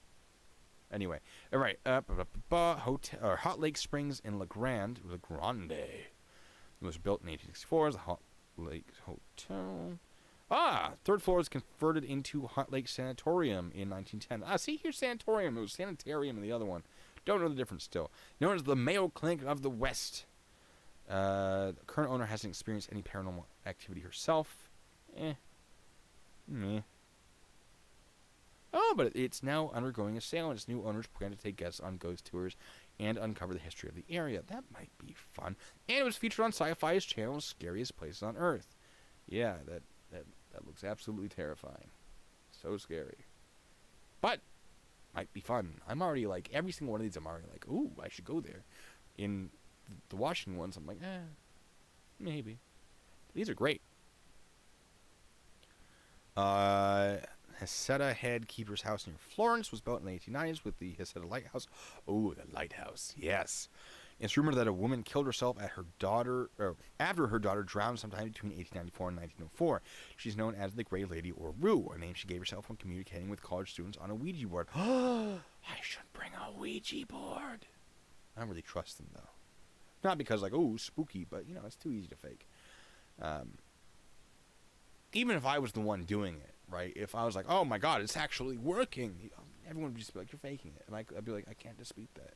Not because I am faking it, just because, like, how could I say I'm not? I don't know. Guests reported that the haunt will sit on their legs when lying in bed. They've also seen the bed depressed as Rue sits beside them. She's allegedly most active during construction and has been known to harass workers and move their tools. Oh. All right, Oregon State University. Of course, there's something in university, right? Waldo Hall in Corvallis has been known to house a ghost named Ida Kidder. One ghost, meh. All right, she hasn't made an appearance since renovation. Meh. Haunted the woman's second floor restroom. Probably not going to go there because I am not a woman. Oh, yeah. Just saying. All right. Linkville Playhouse has a resident ghost. I don't know. There's some good places in here already. There's like, you know, not too many, but they're good. Let's see what else we got. There we go. Oregon's haunted spots. Here's that hotel again. The Geyser Grand Hotel. Yep, we are already read through that one. Oh. There are these little things on. I'm not going to play any of them. But, all right, Oregon Coast, the Heceta Head Lighthouse. Yes, I think it would be a lot of fun to check out. 'Cause I don't think I've ever been to a lighthouse for real. Would be fun. So that was the one we were just talking about with Rue. And then Lithia Park in southern Oregon. Whoa. One of the most haunted places in the town where visitors have reported seeing apparitions of 3 specific types. One is a pulsating image of a young girl who was reportedly killed at the site more than 100 years ago. That sounds like fun. Another is a dog-faced boy who lived in the area in the 1920s, but one day mysteriously disappeared. Yet another is a logger who met an untimely death crushed by a tree. There are some who say they can hear a faint whistling song, thought to be the tunes he would sometimes play on his favorite instrument fashioned from an old milk jug. Can you really play, like, tunes on a milk jug? I don't know. Mount Hood, Columbia River Gorge. Oh, yes. That looks like a lovely hotel right there. What do we got? Work on the site, aging a firm, some still feel the eerie presence, many of whom are believed to be buried in unmarked graves in the property. How much would that set me back? Let's find out, shall we? That's Mcmenamin's. Never mind. We already checked that one. Willamette Valley, Elsinore Theater in Salem. Visitors have long reported feeling the close presence of lost souls and hearing their voices too. Oh, okay. In Portland, Shanghai Tunnels. Ooh. You know how I feel about tunnels. tunnels were used. As legend has it, the tunnels were used to kidnap sailors to serve on ship's crew by plying them with liquor first. Some say those tales are exaggerated, but there's no lack of chilling stories about the tunnels being used for gambling and opium parlors and other clandestine activities. Are the tunnels haunted? There's only one way to find out for yourself. That's probably something I'd actually have to pay to go through as part of a tour, and they probably wouldn't want me filming because then no one would go on a tour. Sparrow Bakery. Bakery Ghost. Two workers named Jackson has the peculiar habit of sneaking bread and opening and closing doors. That's fun. All right, so already we got some good places. What else we got? Oregon Ghost Stories. I'm not spending any money. I'm just looking at how much money it would cost. Ooh, Battery Russell at Fort Stevens. Fort Stevens landmark was built during the Civil War, but it also saw action during World War II, when the Japanese fired on it from the Pacific Ocean. Oh, that's fun. Several reports say the ghost of a fallen soldier patrols the grounds, although it's not clear which conflict the spirit stems from. Some have even reported seeing a man in a 40s-era Army uniform walking the promenade in nearby Seaside. I do love me an old fort. Can't argue with that. The Benson Hotel. Multiple ghosts. Benson's ghost is sometimes seen in meeting rooms, but is mostly known for his penchant for knocking over visitors' drinks. The guy was as pro-prohibition as they come, so all I have to do is go to this hotel, get a drink out, maybe sip from it a few times, see if it gets knocked over. Although, argument could be made that drunk people tend to knock over their drinks pretty easily and don't want to claim responsibility for it. A 3-year-old boy and woman wearing a turquoise dress also reportedly haunt the building. I assume the 3-year-old boy is not wearing the turquoise dress, and that it is in fact the woman, although this is Oregon, so very well could be either one. Not that there's anything wrong with that. Just a bit of a deadpan joke there for you. Serious face. Anyway. But, hey. If you want to wear a dress, wear a dress. I don't care what your age or gender is. Benson Hotel. All right, Benson Hotel. Did we already check the price on this one? $127 for a deluxe room with 1 king bed. Or 2 queen beds. Not bad. That is true. Boys did used to wear dresses. Now that you remind me, I do remember seeing that somewhere. Ugh, it's so weird not having hair to, like, shoop, you know? It's freaking me out. All right, Bush House Museum in Salem. Eugenia Bush, whose father was named something weird, built the mansion in the late 19th century, reportedly haunts the Salem locale by tinkering with the air conditioner and heating system. Sounds to me like someone doesn't want to replace the air conditioner and heating system. And when guests complain, they go, oh, it's just the ghost. It's not this thing we had installed in the 70s. No, it's haunted. That's just my thought. All right. Again, as I said before,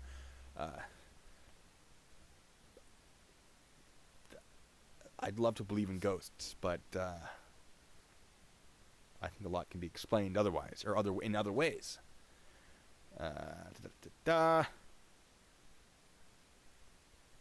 Candy Cane Park. I want to go there just because of the name. I'll be honest with you. After a barmaid was reportedly murdered in Candy Cane Park in the 80s, her spirit lingered to caution those who may wander into the area unprotected. Oh, I think she was killed. I think it was a pretty brutal murder, if I remember correctly. I might be wrong about that. She reportedly haunted the merry-go-round until its removal in 2003. Unfortunately, there is now no longer a merry-go-round, but now she opts to walk through the grounds. Okay. Free. Could check it out. Cathedral Park. The 1949 murder of a Roosevelt High School student serves as the basis for the myths that visitors to Cathedral Park hear a woman screams at night. Legend is featured in this year's Ghostland, a book of hauntings by Pacific University graduate Colin Dickey.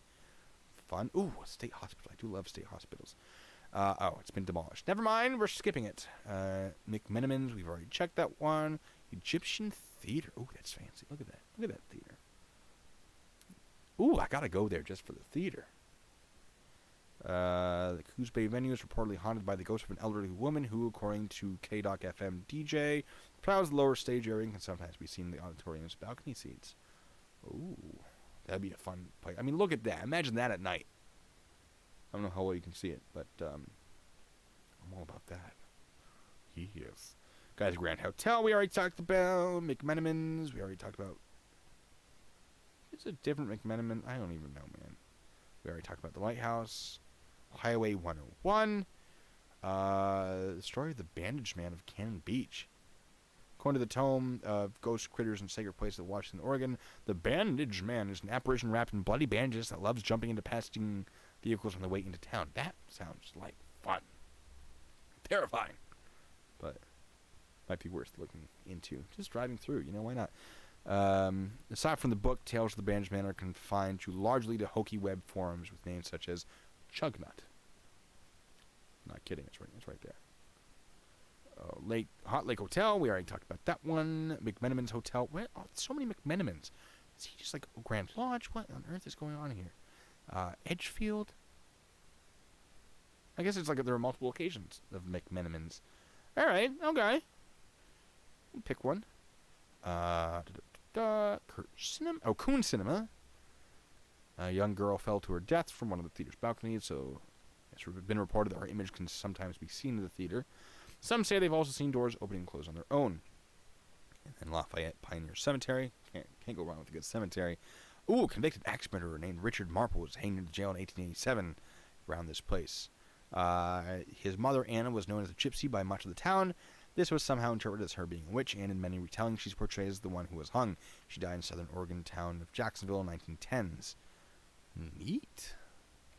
Here's Astoria. All right. Confirm this is Astoria. Liberty Theater. Supposedly a ghost. He doesn't do much. All right, that was pretty quick. Ooh. Gathering place for witches that eventually gave way to myths of ghostly sightings within the extinct volcano's vicinity. According to some, the area is also home to dog-sized imps. Oh, folks.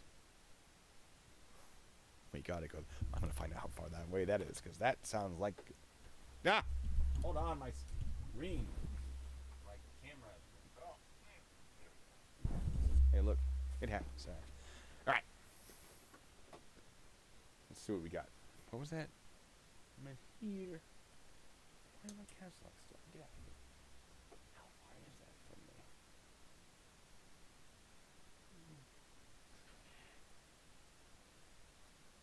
Look, we're in this together. We're looking this stuff up in real time. Figuring out what I'm going to do. Say from...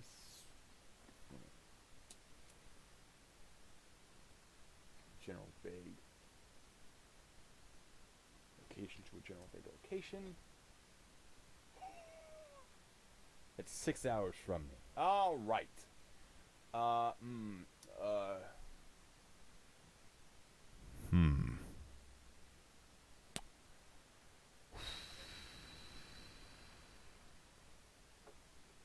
so that's a bit of a distance.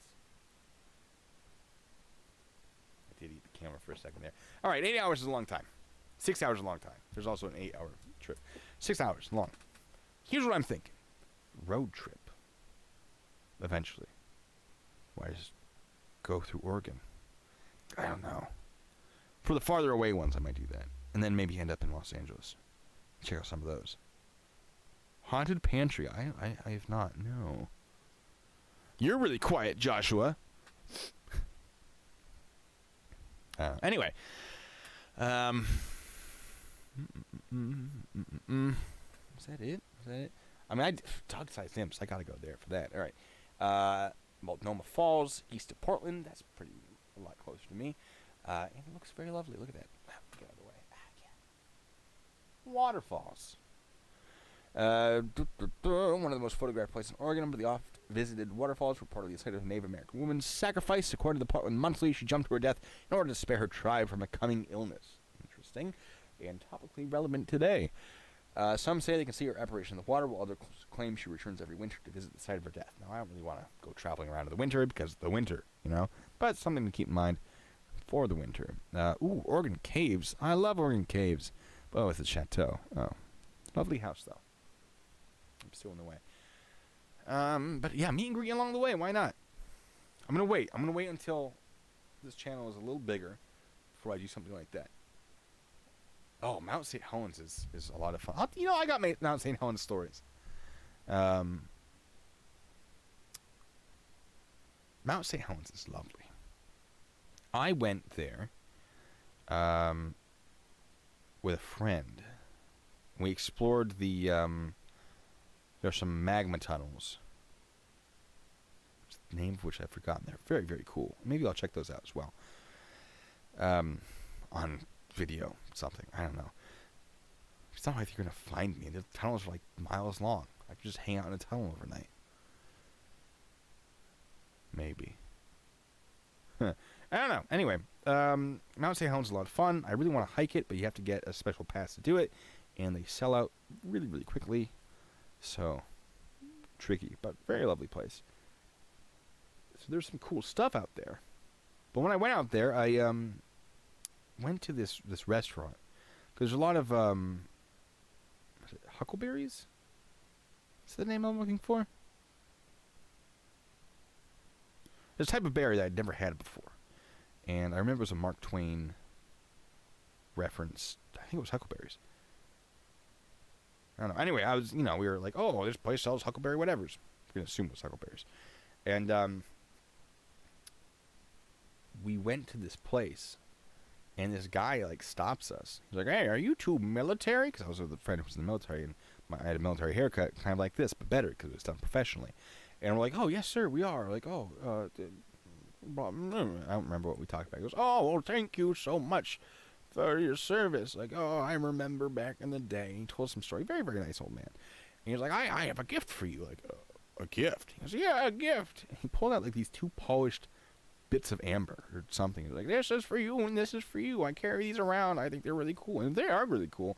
I have it around here somewhere.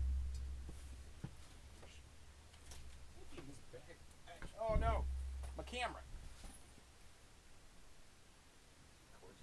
Cord's a little loose. Yeah, dingleberries. Is it in here? I feel like it was in here. But again, maybe not. Let's see. Oh, that's one. Yeah, I put it.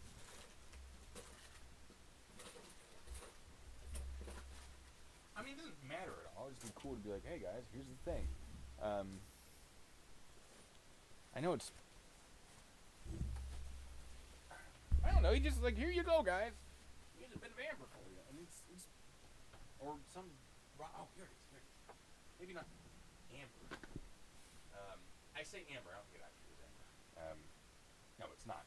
It's just this polished rock, and I thought it was. Well, you won't be able to see because the camera isn't focused. He's like, here you go. It's Oh, hello there, kid. Phone.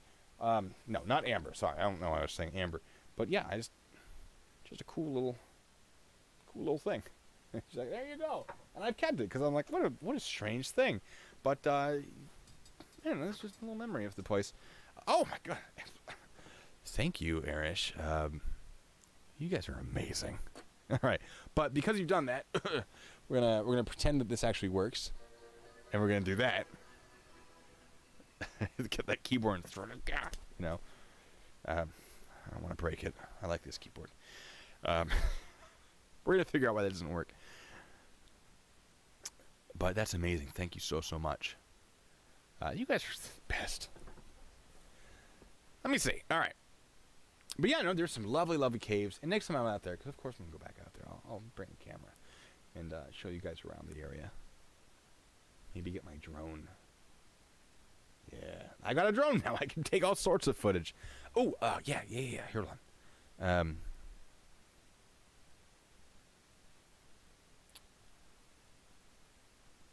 Yeah, whatever. Anyway, Oregon Vortex. This I do want to go to. Although it's reportedly not haunted, the Oregon Vortex is one of the creepiest places in the state. A team for the sci-fi show Fact or Fake Paranormal Files, which is a really fun show, although they sensationalize a lot of stuff for views, and a lot of it is kind of garbage. Let me explain that. All right, it's a fun show. I used to really like it.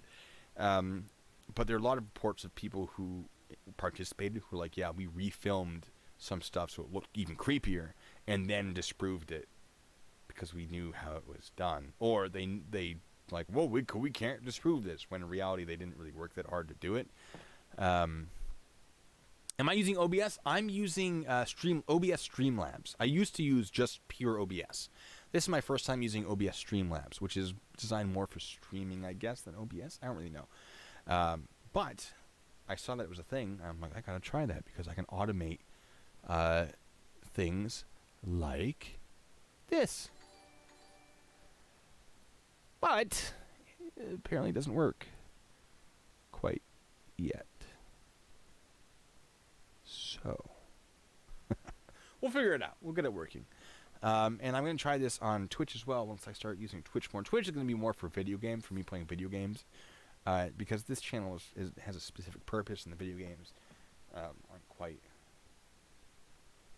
really fit in. I might put some of my Twitch stuff, edit it down, and put it on the main channel. I don't know yet. We'll see. I haven't really finagled with Twitch too much yet. I would appreciate that, Matt. Quite a bit.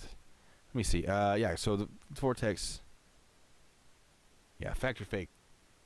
It's fun, but it's reality TV in the sense that, one, it is reality TV, and two, they change a lot of things for views, for viewership, for ratings, and it's not really as accurate as I would like it to be, of course. Gold. I do remember that episode too. It was a fun episode. Piddock Mansion. Ending location for the 6th season of Amazing Race. Oh. Portlanders know it as the forever home of Henry and Georgiana Piddock. Supposedly they still roam the grounds. Now the theater. Oh, one of the theater's former promoters went missing in the late 80s. His body believed to have been dumped in the Willamette River, tied down by microphone stands. That's fun. Obviously not for him. Supposedly he still haunts it, and angry at the theater's former owner who allegedly ran a counterfeiting scam. That's neat. Shanghai Tunnels. We already talked about Shanghai Tunnels. Shanghaiing, by the way, means being pressed into service. So Shanghai into service means forcibly conscripted to be part of the Navy or a merchant vessel. Generally, so you take someone, you put them on a ship, you take them out to sea, and be like, all right, you're part of the crew now. Get to work. Good luck. What are you going to do? Swim away? It's not good. Being Shanghai, it's not good. By the way. Oh, Ghost Adventures wants to feature the tunnels in an episode. I don't know if we already talked about that. South Eugene High School. I don't really want to go to any schools because, schools. White Eagle Saloon we talked about. That's a place I definitely want to go to. Wolf Creek Inn. Oh, look at that fancy place. I'm in the way. All right, Wolf Creek Inn. May boast the most famous ghosts of Oregon's haunted places. Some say that they've seen a figure resembling Jack London, author of Call of the Wild. For those of you who never read the book and whenever you were forced to read it for high school or elementary school, or whenever you read it, I don't remember when I read it. Supposedly he haunts the place. And One-Eyed Charlotte, a former stagecoach driver, also haunts the place, supposedly. That's fun. And there's a map. Neat. What is this one? Oh, yeah, this is the one that's 6 hours away from me. Ugh. Oh, a lot of these are really far away from me. Bend, Oregon. What happens in Bend? There's a show that was in Bend, Oregon. Was it Grimm? Is this show in Bend, Oregon? I don't know. Ghost Adventures is fun. Ghost Adventures is fun. They put together a good product. Now, how real is it? Maybe not. But,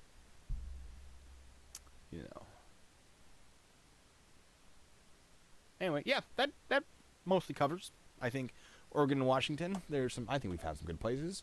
Some good affordable hotels. Definitely not the ones in Seattle. Nope. But Oregon, I do a little trip to Oregon for a few days. Hit up a few locations. Might be fun.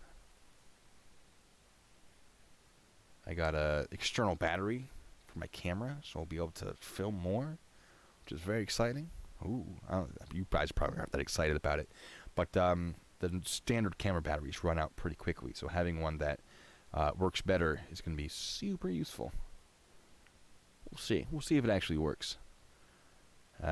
So far, of all the things I've ordered for my camera, through money earned from views or from your incredible donations, and once again, thank you everyone who's donated to this channel.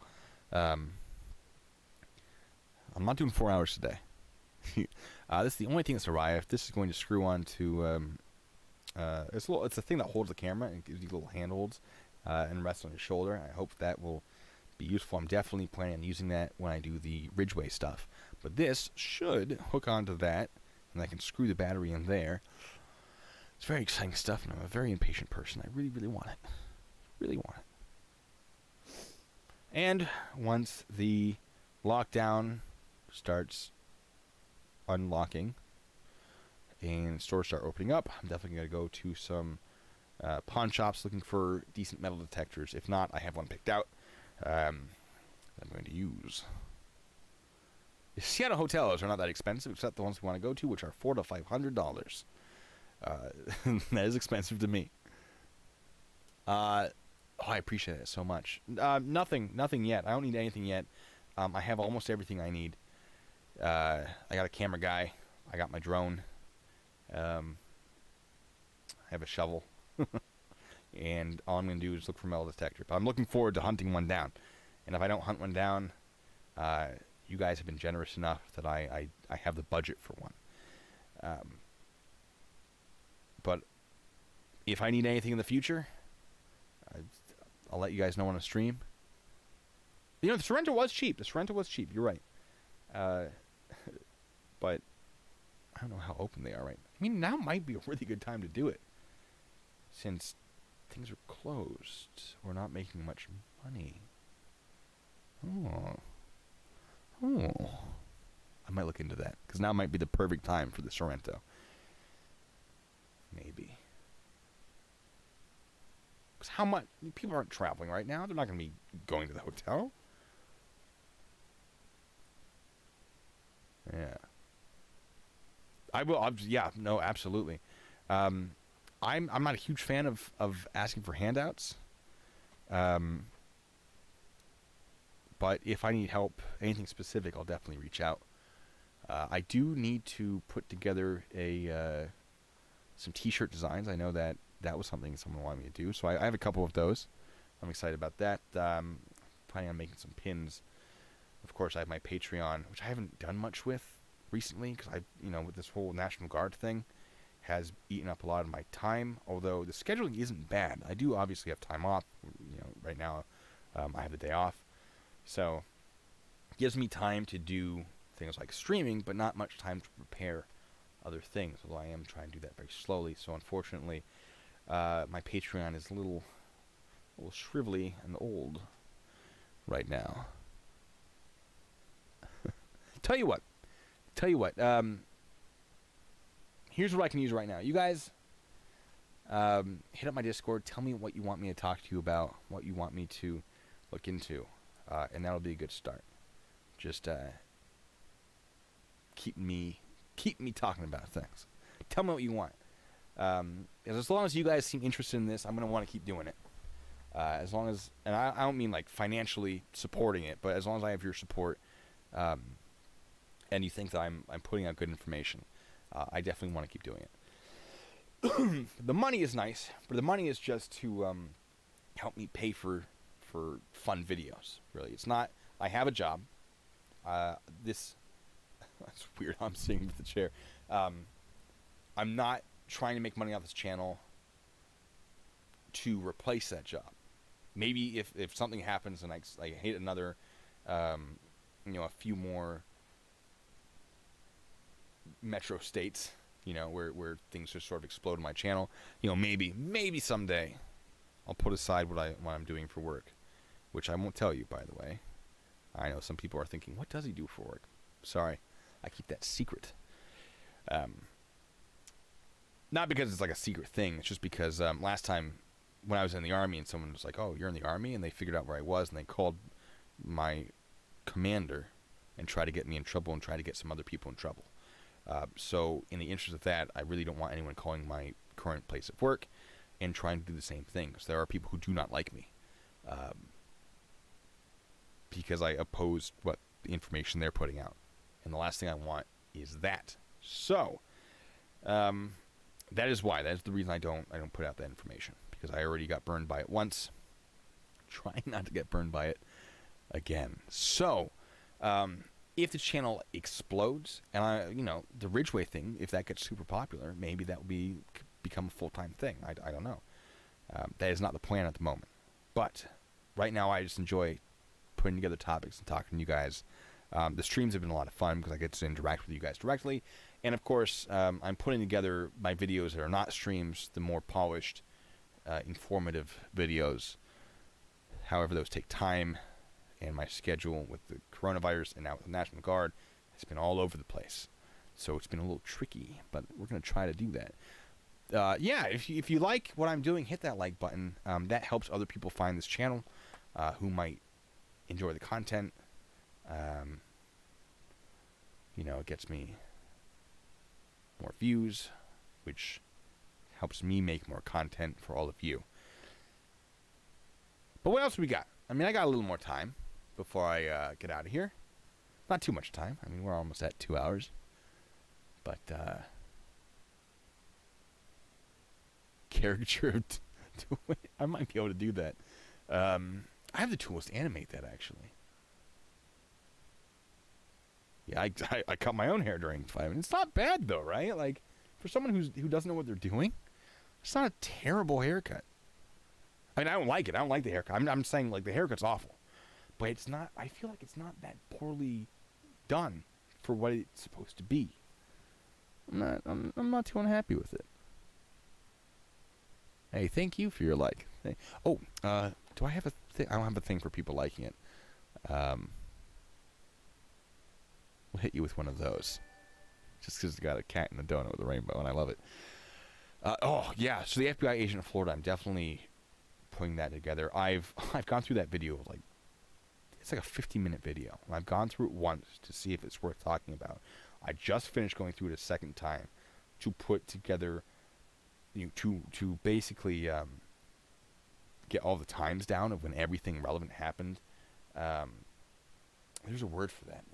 That's relevant to investigation. I can't remember. Time hacking, I think is what it's called. Time hacking the video. I'm pretty sure that's correct. So I've done all of that, and I've put together about half of a script, and I have to put the rest of it in there. And it's a whole thing. Hold up the stone. So, oh, there it is. Yeah, it's stone. Well, so it's a fun little. I don't know why he had it. I don't know why he gave it to me. So I just have it in my pocket. I give this out to people I like. Thank you, sir. Let's fix that back in. Yeah, a little bit more. It's just it's a fun little thing, you know. I had a lot of fun debating popcorn. Lost my mind a couple times. I felt like I was relatively patient given the circumstances. But there's another guy that's been debating me on my channel named Robbie, I think he is. And he's saying that he was OSI, which is the Air Force. It's essentially the Air Force's equivalent of CID, which is the Army's equivalent of FBI. Now, OSI does a lot more intelligence stuff. So the Army has military intelligence, and they have CID, which is the Criminal Investigation Division, which is the Army's federal agency. My understanding is that OSI kind of combines the two. So not only do they do federal sort of like special agent type stuff, but also a lot more intelligence-based stuff. I don't know. I've never worked directly with them to my memory. I've worked with people who have worked with them. So he's like, yeah, I was OSI, and now I work in SWAT. How dare you call yourself a police officer? Military police aren't police. And I've been like, no, they are. Because they are. So there's been, we're like 68 comments in. And it's a whole bunch of nonsense. I've been trying to get him to be like, hey, come on stream. Call me out directly. Tell me I wasn't a police officer, and I'll prove that I was. But he has been resistant to that, which isn't necessarily a bad move. But he's worried that I'm going to ask a lot of questions to turn on to him. All I really want to do is have him, let me get that down, have him explain to me why he thinks he's a police officer, and have all of you so I can debate him directly and explain it directly, because it's hard to do through chat. And when you're doing it through chat, through a text, through comments, it's really easy to ignore what the other person is saying, just steamroll over them. Whereas in voice, you can do it, but it makes you look bad, right? So I'm trying to get him to do it, just so I can be like, look, dude, you can't have been OSI, you can't have been SWAT, you should know better, right? Did I go through the live stream from last week to see if there's anything usable from that for an edited version? I haven't finished the edit, but there's a lot worth. But just the supercut of it, of course, I'm gonna go through and do a supercut of it. It's too good. It's too good. It's just gonna be me yelling.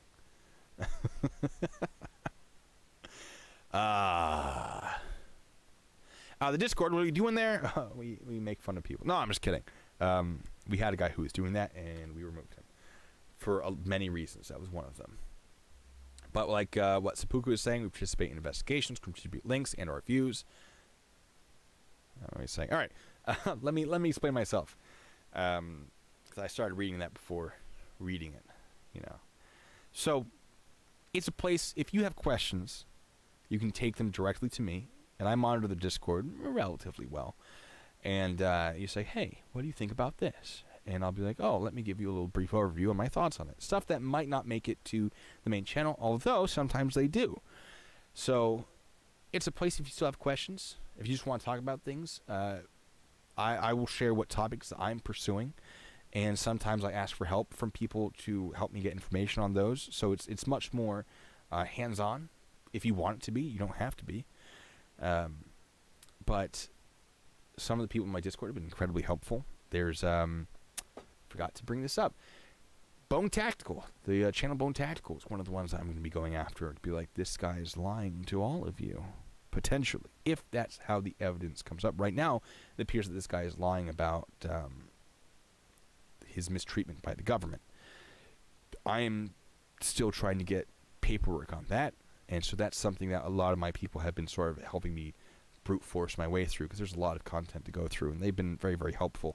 Be like, hey, have you seen this? Have you seen that? So it's stuff like that. That's been incredibly helpful for me. And then if you want to be part of that and be involved in the investigation, if you ever seen the Netflix documentary Don't F with Cats, it kind of feels like that sometimes. If you haven't seen that, it's basically these people were following the story of a guy who was killing cats and posting the images or the videos on the internet, and they're like, we're going to take this guy down. And then he actually killed a dude, and they knew who it was before the police did, and they basically used just manpower to make up for not having the police's databases, and it was pretty incredibly done. And we do a little bit of that, not to that same extent by any means, but we have a good time. You don't have to be involved in that. So it can just be a place where you ask questions and get information directly from me and share memes and have a good time. If we do another debate, please have a third moderator and structure the debate. Yeah, no, we're going to need a third moderator for sure. So, will I be in voice after this? I could join voice after this, sure. In my stream, sometimes we do that. We just have conversations. Sometimes we play video games together. It's a good time. So, I think that's going to just about wrap it up, unless you guys have any further questions.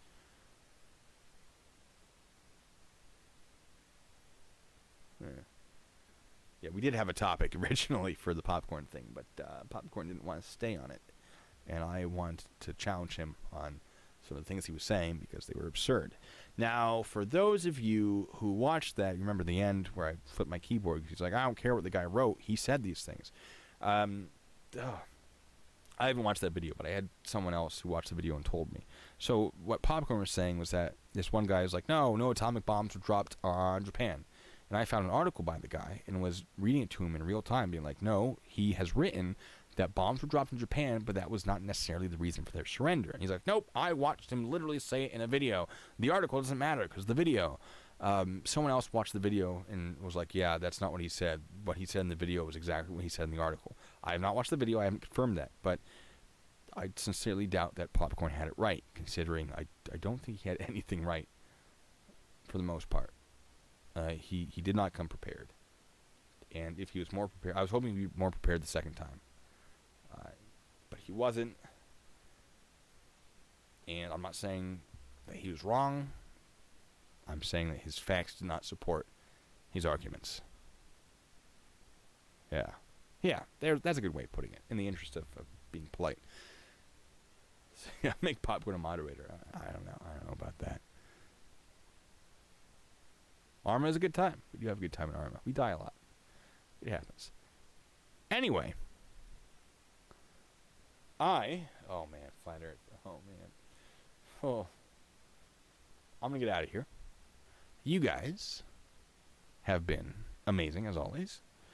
And I know this stream was pretty unorganized and sort of like, hey, let's just do this thing. But that's kind of what I was hoping for today. It was just something simple, where we could just have a conversation back and forth and just talk about spooky things, plans for the future of this channel, because some of you want me to investigate some ghosts, and I used to investigate, and I like the idea of investigating ghosts, and I think that'd be a lot of fun.